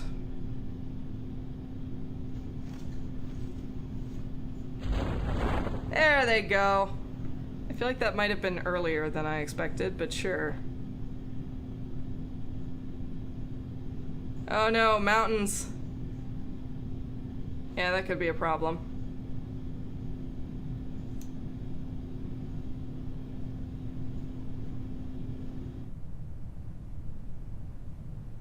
Hope that doesn't mean I'm gonna hit too fast.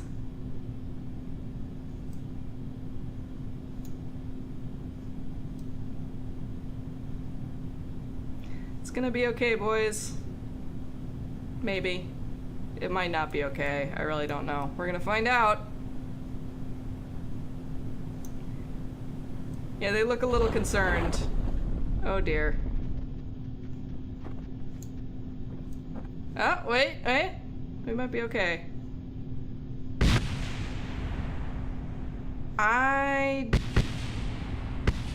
What is the fuck is making all that noise?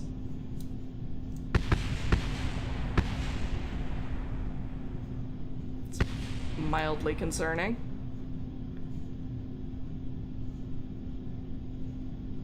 Those sonic booms. At least they have a fire extinguisher.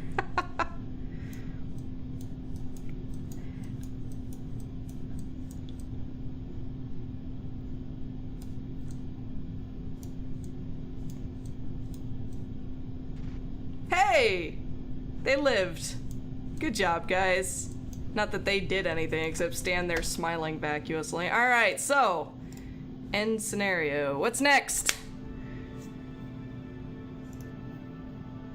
Alright, so we've done Orbiting 101. Ooh, guys, we're gonna get to do science now. Look at me still talking when there's science to do. Okay. Oh, it's Werner again. Hello. Oh, wow. I have not heard that story. We will get to go to the moon in the next tutorial. This one is about science! Mission accomplished, Bree. Mission accomplished. Alright, so, hello, and welcome to today's lecture on the Kerbal scientific method. I am Werner von Kerman, scientist extraordinaire. That was French, not German, and it was bad French, but here we go. This tutorial does... Hi, Alonso. Is it time for your cameo? Come here. Come here, buddy. Whoop. There we go. Kitty cameo time. Say hi, Alonso. He is, as always, highly unimpressed. Right? Good boy. Okay. So, this tutorial doesn't really require any previous knowledge, but in order to gather science points, you will have to acquaint yourself with almost every aspect of the game, so you should do them all at some point. Kerbal Kitty! Yes, exactly. We are now at the Kerbal Space Center for a tour. See the basic research and development complex, which is this one. I know, right? Meow. Alright. Go ahead and click on it to see it in action. Holy cannoli, what is this? Okay. Very good. What you see in the middle of the graph paper background is the tech tree. It shows how far your research has taken Kerbal technology. You don't have much to show right now because you're not a world-class scientist like myself. Fuck you, Werner. Alonso, you are getting in the way and sticking your ears on the camera. Yes, you are. Good boy. At least not yet, but I trust you have the potential to achieve great things. Why, thank you. So far, all I've managed to achieve is only crashing once, but there we go. Alright, in a typical career game, you will start with a few parts and have to earn the rest. For education's sake, I've gone ahead and given... Oh my god, go away, cat. I've gone ahead and given some data units to your space program, so you should have enough science to unlock the next node. The total of your current available science points is shown on the top right, so that would be this. Let's get cracking! Select any of the available grayed out nodes and click the blue research button on the right pane. Alright, so... Hi, cat.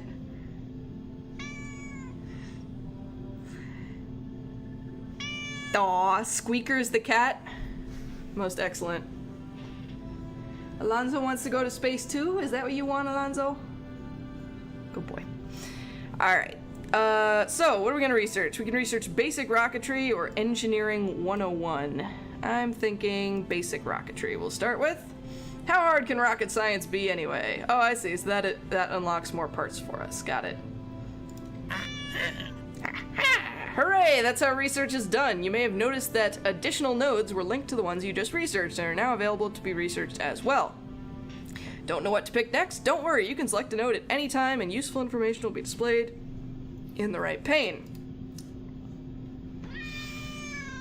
Oh my god, cat. Hi. Yes, I know. You want your third dinner. noisy boy. Engineering gives you a science experiment. Oh, well. Too late. Oh my god, go away, cat. We've been over this before. Okay. Okay. All of the activities I mentioned and the many others you can discover are tracked in a record for future reference. You can access these science archives by clicking the... Got it. That's it. The first and most important thing to notice is the rugged good looks of this fellow in charge. This is important because you see if you repeat the same experiment multiple times, its scientific value diminishes because you already knew part of the answer. Seriously? Seriously?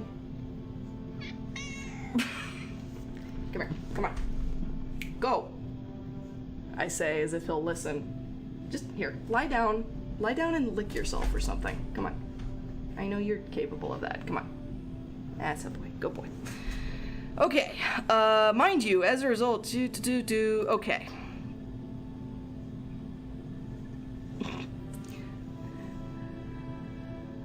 Okay, that covers... Okay, Alright, well that was a short training session. I mean, to be honest, I spend about this much time in front of the light box every day. But, okay. So, quit to main menu. Okay. Guys, it's time to go to the moon! It's time to go to the moon. Alright, this tutorial will introduce you to flights outside of Kerbin's sphere of influence at the most basic level, flying to the moon. Moon. Okay, to the moon. Part 1. Welcome to the first in a series of lessons designed to prepare you for flight in and around Kerbin's local system. I've been inspired by that famous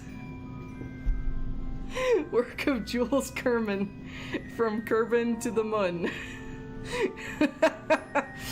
We'll take a leaf out of his book and go one better by returning as well. In our first lesson, we will be starting from LKO, low Kerbin orbit, and traveling to the moon, ending in low Munner orbit.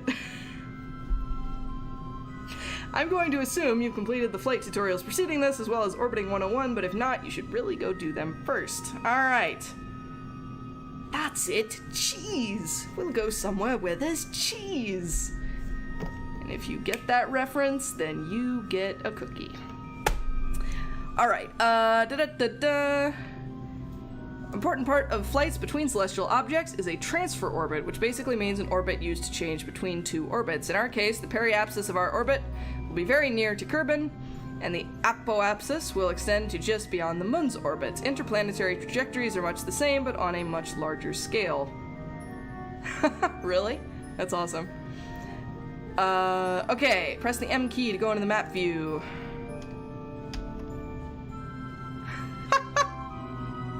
That is amazing. I love it.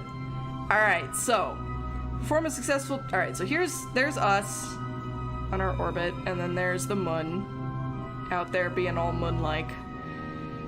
If you really know what you're doing, you can calculate your own transfer orbit on the fly, or you could try eyeballing it. However, it's much easier to use maneuver nodes, so let's do that now. Click anywhere on your orbit, and click Add Maneuver. Maneuver nodes let you plan orbital maneuvers ahead of time, and most importantly, you can do so without wasting precious propellant. As you can see, maneuver nodes have 6 handles. Okay, got it. Maneuver node, 6 handles. Okay. The green ones are... Wait, what? It doesn't have any colors. Am I looking at the wrong thing? Oh, I see. There we go. Okay. Got it. Gotcha. Okay. Prograde and retrograde, which we already learned about. Yep. I got it. Prograde and retrograde, normal and anti-normal, and radial in, radial out. I'm not going to go into detail about these right now because we did this already. You can click and drag on different handles to see how a burn made in that direction for that duration would affect the resultant orbit. That's so cool. Alonzo!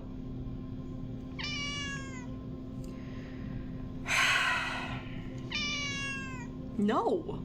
You can meow all you want. You're not getting any more food. So lie down and get comfortable. For God's sake. Okay. Okay.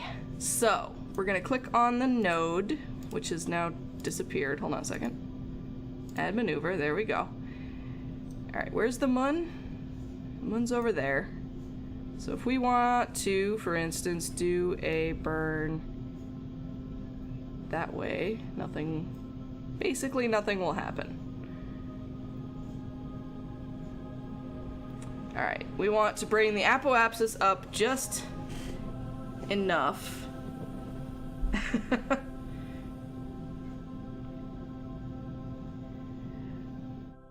Okay, we want to bring the apoapsis up just enough to intercept the Mun's orbit at a point about 45 degrees ahead of the Mun's current position. So that would be like, hang on.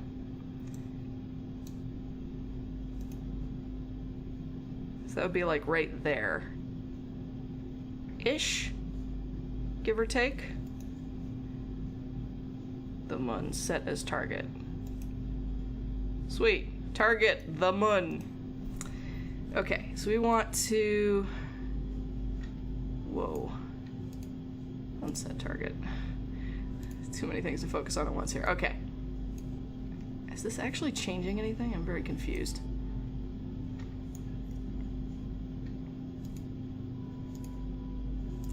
Okay, add maneuver.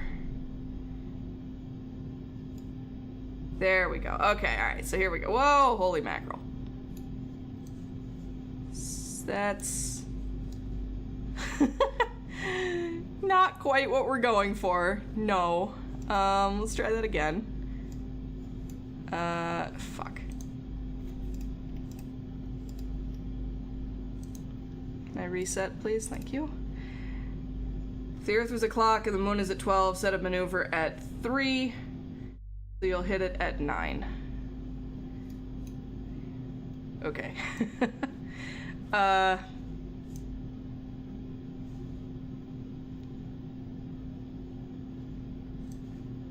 Okay. Got it. Okay, so we want to start the maneuver at 3 over here. Can we delete this?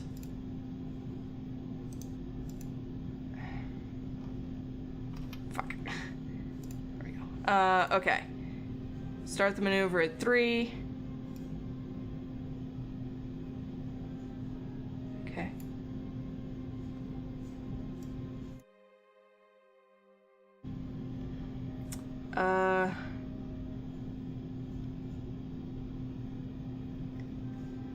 If we want to bring the apoapsis up, that means we want to...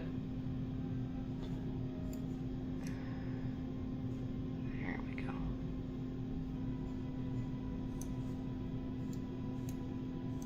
Okay, we're getting there. Hold on, we're getting there. There we go.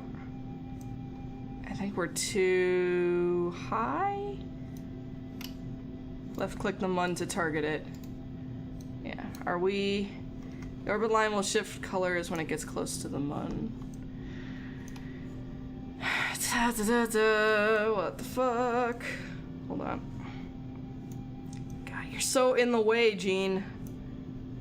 I think that's correct. I used normal. Yeah, I know. Hold on a second. Let me reset this. One more time. One more time. Alright, so. I'm gonna start here. Add maneuver, and we're going to use our this one. There we go. Whoop. Okay. Okay, now we're getting somewhere, I think. So we're gonna keep going like, whoa, steady up. No, no. Ah, you motherfucker. Pulled too far. There we go. Okay, no, we're getting there. We're getting there. Fuck. being all twitchy on me? See the two white arrows? No. No, I don't. Wait, here we go. See the two white arrows make them kiss. Oh, those white arrows. Got it. Okay. Whoop. This thing is twitchy as fuck. Come on back. Come on back. There we go. Fuck. Alright, it keeps like freaking out all of a sudden when I... Fuck. This is not working so well.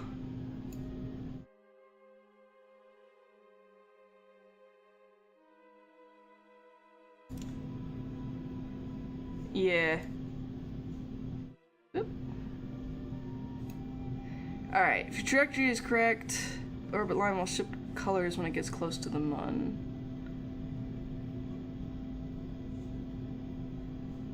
See the purple PE. This one? Yeah. This is good?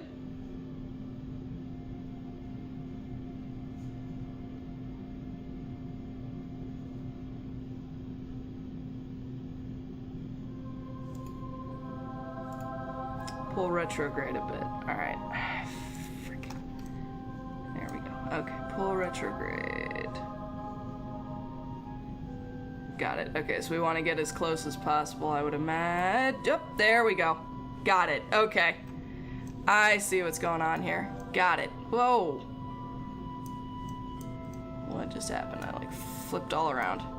Watch for the... Yep, got it. Okay.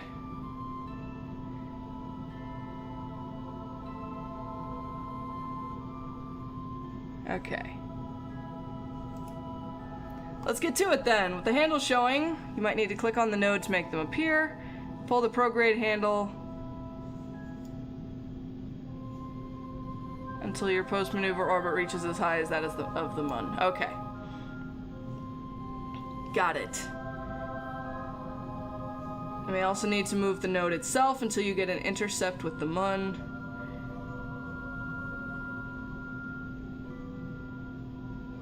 Okay. We're getting close to maneuver time. There's one final step to take before performing the burn. You need to point your vessel down the planned vector represented by the blue cross.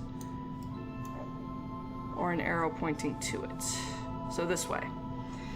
Once oriented, you can worry about the burn. Here's an expert tip. Look at the burn time estimate. Have it. And start your burn when the T- timer reads that number. If your burn time is 20 seconds, say start burning at T-10. This is because the maneuver node assumes an instantaneous burn, so if you average the burn around it, it produces a more accurate orbit. Sure.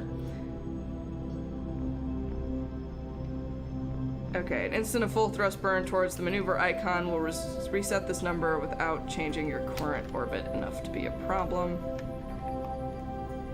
Why am I not turning?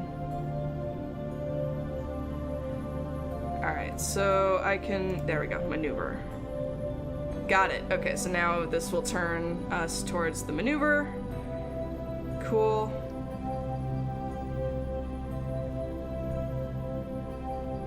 Alright, cool. So stability assist again. So I'm gonna quickly... There we go. 4 minutes, 28 seconds. Oh, I passed it. Fuck. Got it. Okay. Well, this is exciting. This is hard, you guys. Jesus. Alright, so... delete that. We're gonna try this again. Whoa, God. Stop. Stop. Okay. We're gonna do a new maneuver then, presumably. So we'll go like over here and add maneuver. And we're gonna pull our... Holy bejesus. Stop that! Stop, stop, stop, stop, stop. Time-lapse counter shows 0. Oh, wow. Yeah, I would imagine there's like stuff that lets you go to the equivalent of like Kerbal Mars or whatever, which would be...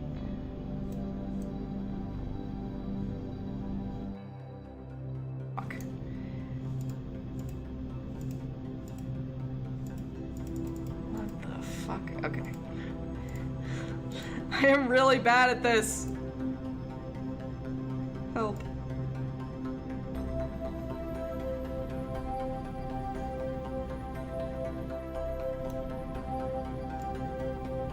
Okay, so we want to try and get that to intercept with Moon. Nope. Okay. Oh, I see. Okay, alright. I see. I see. There we go. Alright, okay. Well, sort of, but I'm sort of getting the concept now. So that's... Fuck. So this is that like our ideal... There we go. Okay, so now I can delete this maneuver, I think. Wait, fuck. Close. Resume flight. Okay, so we can delete that. Wait, fuck. Where'd the thing that I just did go? It disappeared. Hold on a second. I thought it was letting us can use the mouse wheel. Okay. This is really hard. Holy fuck. Okay. Oh, that's the return trajectory. Okay. Gotcha. I wish I hadn't deleted it then, because that would have been good. But no. Okay, hold on. Where is the moon at this point? There it is. Okay. Got it. Okay, so you were, like you were saying, we want to start, like, over here. Got it. Okay. Alright. I'm slowly figuring out what's going on here. Alright, so that's going to extend us out that way. And we want to hopefully, like, intercept the moon around in that general area.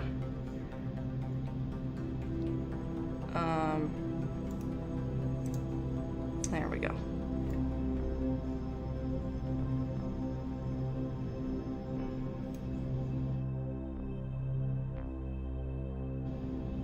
Okay, whoop. God, you are so in the way, Gene. It's very inconvenient. Okay. That's gonna, like, pop us off into nowhere.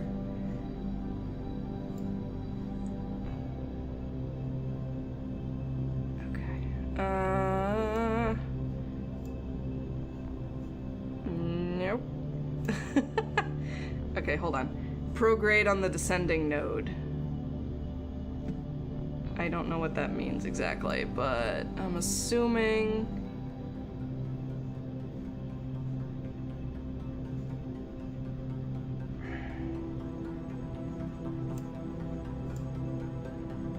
Fuck.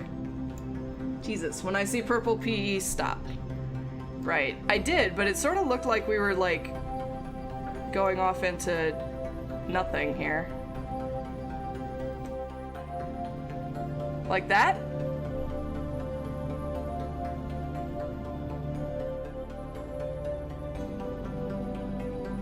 This looks worrisome to me.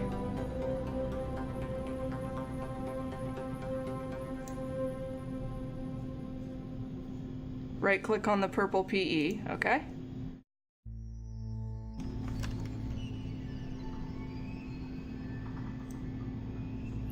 What's the height? 435,000 meters?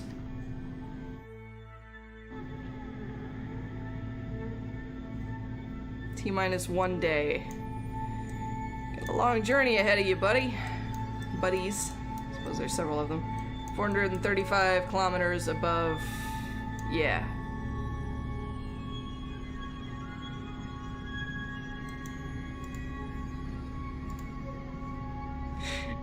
I'm so, like, just brain exploding here. This is ridiculous. You can make pierogi and don't starve. This is true.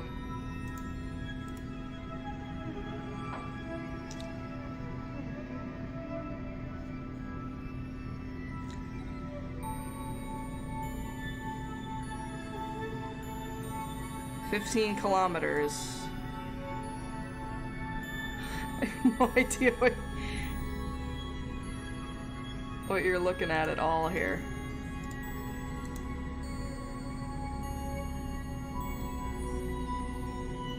Alright, so now I need to point at that maneuver.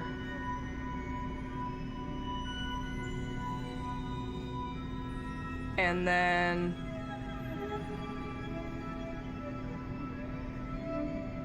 burn in...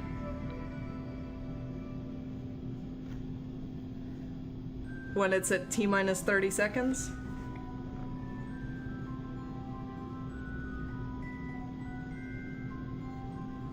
Right, no, I know, but where are you getting the 15,000 from?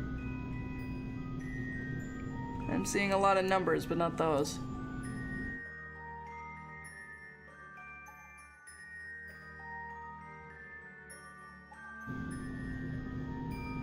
Yeah, 37, right.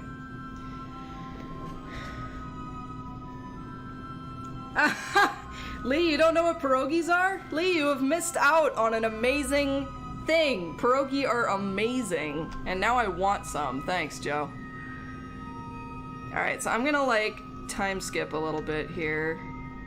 So we get to about 2 or 3 minutes. Yeah, I'm not so much worried about crashing as, like, whether we'll just go flying off into space, but I guess not.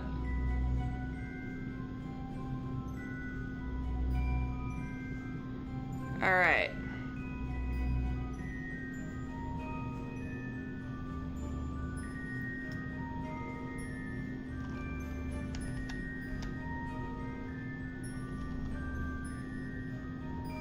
Alright, T-minus 30 minutes. Zooming right along here.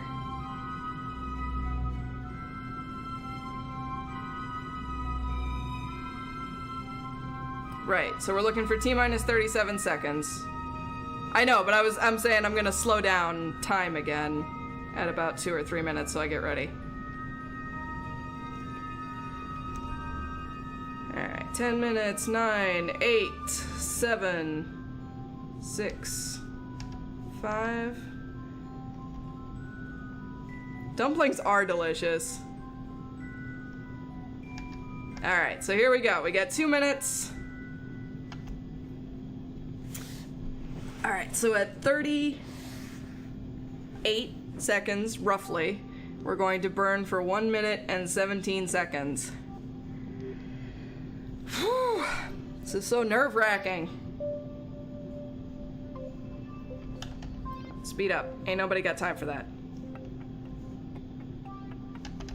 Okay.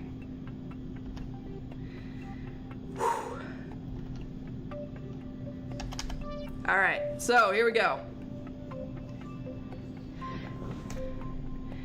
I have to go... No, I have to sleep right after this, because I have to be up at fucking 6:45 tomorrow. Alright, so here we go. Coming up on 30...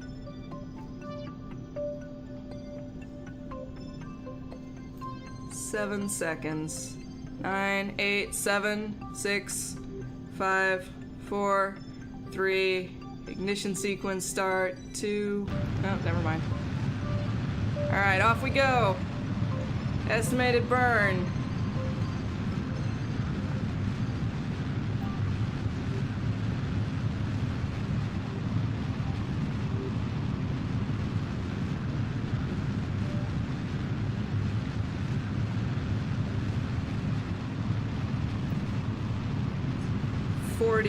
Seconds remaining, roughly.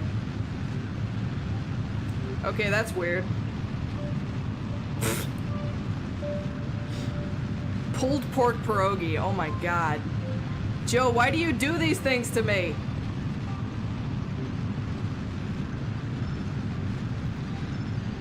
Alright. 20 seconds.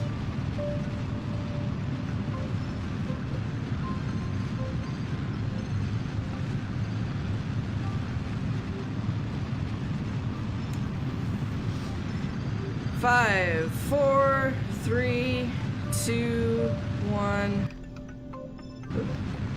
Shut down. Translunar injection complete. Good work. But you may have noticed that your actual orbit is not exactly the one you had planned. This is because real burns are never instantaneous. However, close enough is good enough as long as the trajectory markers are showing that we got a moon encounter pretty close to the one we wanted. If you're not quite satisfied, you can make small burns. Now we'll wait for you to be sucked up by the moon's gravity. But since that can take around 6 hours, you'll probably want to use the warp here trick like we used before, or play an old time warp to shorten the wait.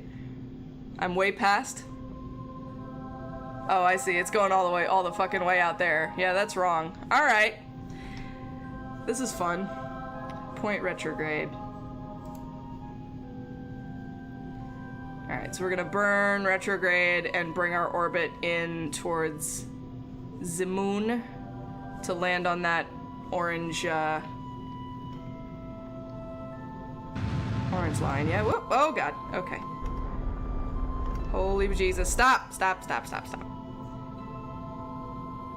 Okay, that works, right? It's purple. Purple is good. I think.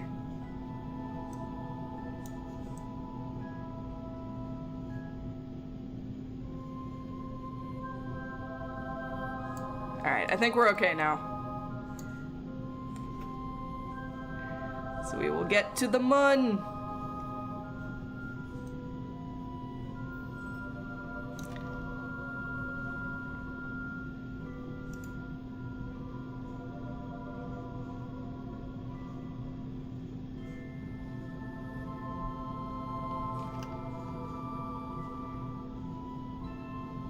Delete maneuver now. Okay, so I was right. Okay, so we're going to go to our maneuver and we're going to delete it. Sweet! I did it! Probably made it harder than it should have been, but I did do it. Alright, so, whee! Alright, we're gonna, whoa, God! Okay. That was faster than I meant. But that's okay. I didn't miss the intercept, so we're fine. Okay, that scared me. Okay. Oh, maybe I did miss the intercept, actually. No. Okay, so we're circling around and we're gonna fall into the orbit over here. Push M. There's the moon! No, that's Kerbal. Hold on. Or Kerbin. Where's the moon?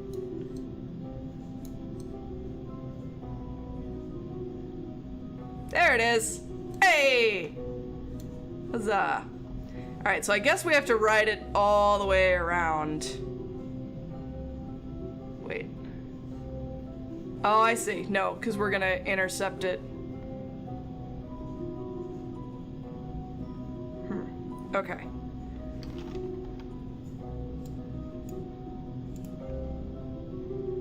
Got it. So it's moving at the same time, right? So, okay, perfect.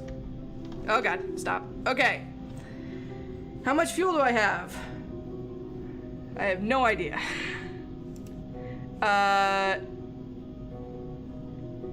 Not a ton, I guess. Alright, you are now in the Mun's sphere of influence, and Mun's is the only gravity affecting the motion of your ship, but you're on an escape trajectory relative to the Mun, which means that you are moving too quickly to orbit the Mun. If we didn't do anything, you'd whiz on past it and escape. You will need to slow down below escape velocity, burn retrograde at periapsis in order to be captured and insert into lunar orbit. Remember the Orbit 101 tutorial. It's best to change your apoapsis at periapsis,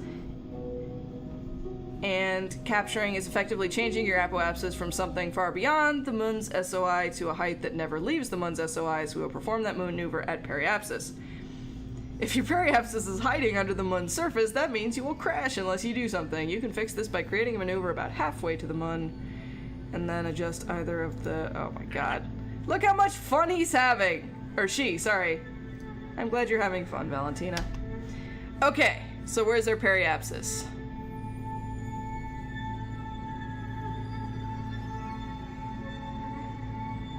Okay.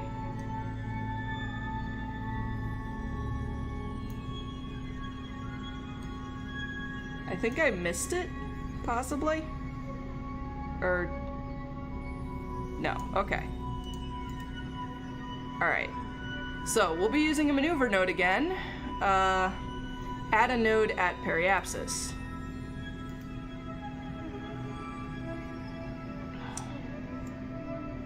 Okay, so we're trying to get...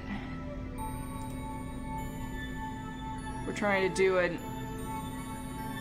We want to lower our orbit, so that means we want to burn retrograde at periapsis, which is this way.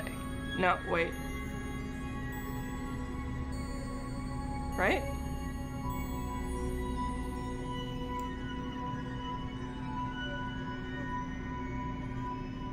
Make maneuver to retrograde until you make a circle. Wait. Oh, I see. Okay. Like that-ish? Current eccentricity. 3.69. After plan maneuver. Got it. Okay. Alright, okay. I understand now, sort of. Ish. Oh god. No, you stop that. There we go.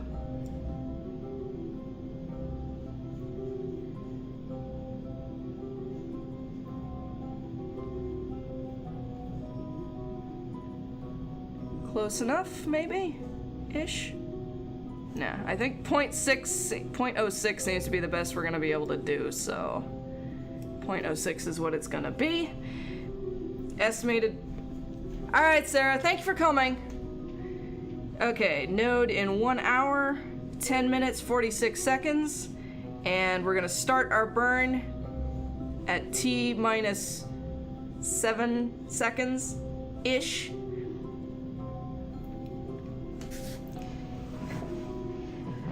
Okay, I think we're just orbiting, so...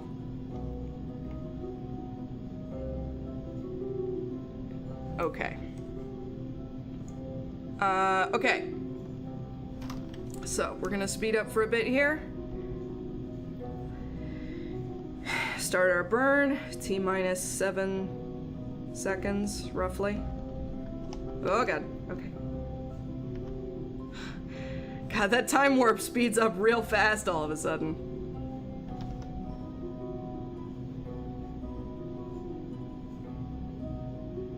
Oh, wait, maneuver.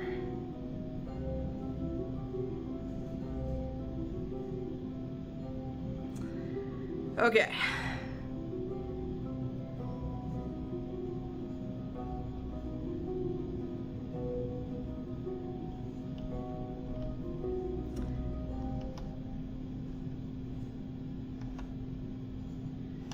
Alright, so, what did I say? It's T minus 7 seconds?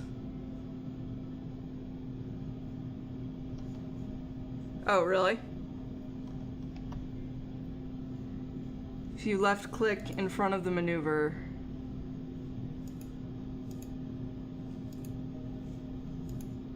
Oh, I see. Warp to next maneuver. Nice.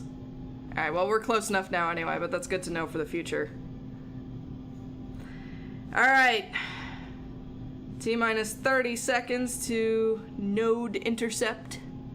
I feel so cool saying this stuff. Alright. So we're going to burn at 7 seconds, roughly.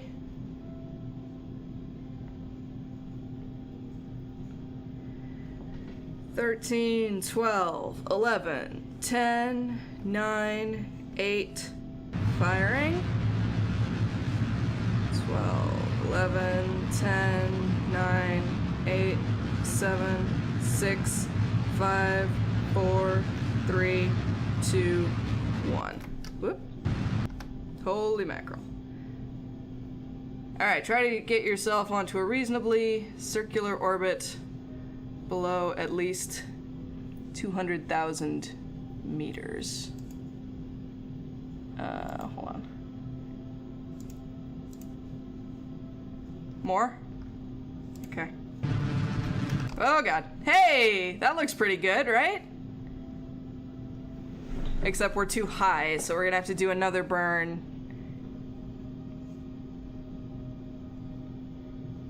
Yes, blue line is now more or less a circle. Eccentricity 0.06. So... Alright, so now we need to do another burn at apoapsis. God, it's coming up on 11:30 and I'm gonna need to crash, but I want to finish this. Alright, so we're gonna add a maneuver here.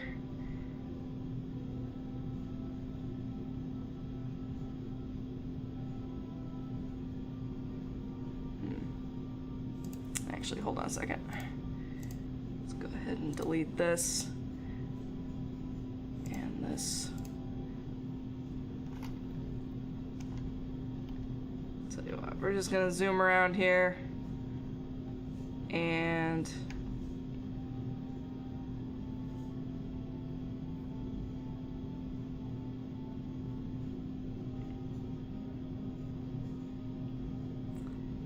so what is it? We have to burn retrograde at apoapsis.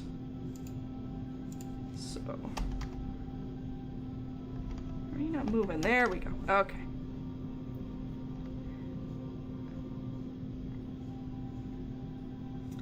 Okay, so we need to... Whoa, fuck, I missed it. God damn it. I fucked up. Alright, that's fine. We'll do it over here. Burn retrograde over here.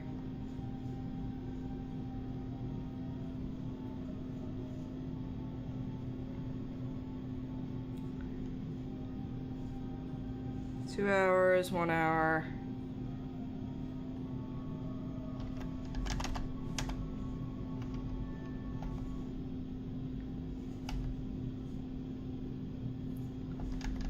Okay.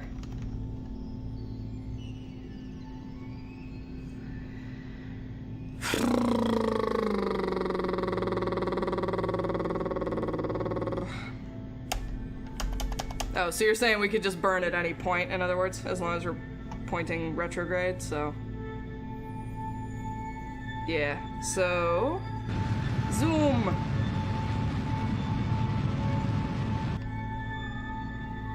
What did he say? Below 200,000. Oh, that's way below 200,000. Whoops.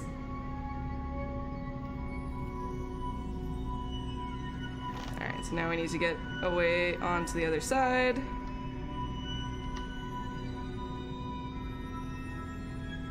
And burn.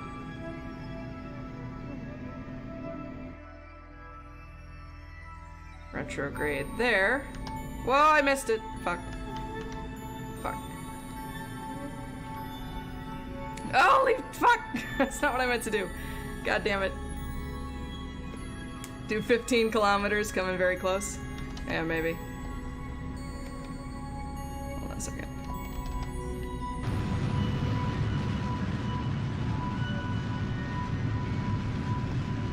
Whoop.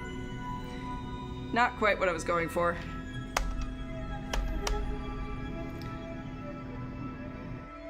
Alright, this is getting this is getting ridiculous. I am gonna have to pause here in just a second. Can look. Oh, can I? Oh, sweet, warp here. Perfect.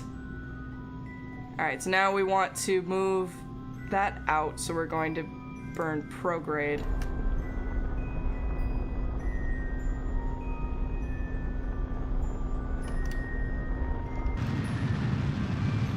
There we go. And now... Ah, it's a little too high. Retrograde. And burn.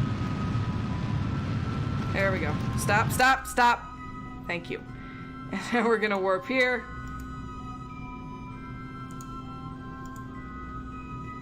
Oh, come on. Warp here. 15 kilometers. We'll see. Let's see if I can get us below 200,000 first. Alright, so now we want to burn retrograde.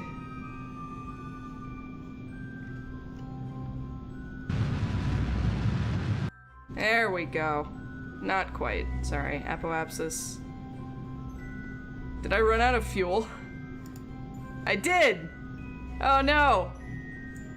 Alright, well that sucks. Whoops. Alright. I think we're gonna leave it there, actually, because I do need to crash very shortly. This was fun. This was super fun. I hope it was enjoyable to watch. I was certainly nerding the fuck out. Was I looking at it wrong? These look empty. It says liquid fuel. empty, I think. Anyway, it doesn't matter. Push spacebar twice. Doesn't seem to be doing anything. Something's stuck. Alright, it doesn't matter. But yeah, no, I'm gonna leave it here for tonight because I need to crash. But thank you guys so much for coming. Thank you for watching. Chilla, thank you so much for your guidance on this game because I had no idea what I was doing. Hope you guys enjoyed, and I will see you all next week for more streaming adventures. So, have a fantastic evening, fantastic weekend, and stay awesome.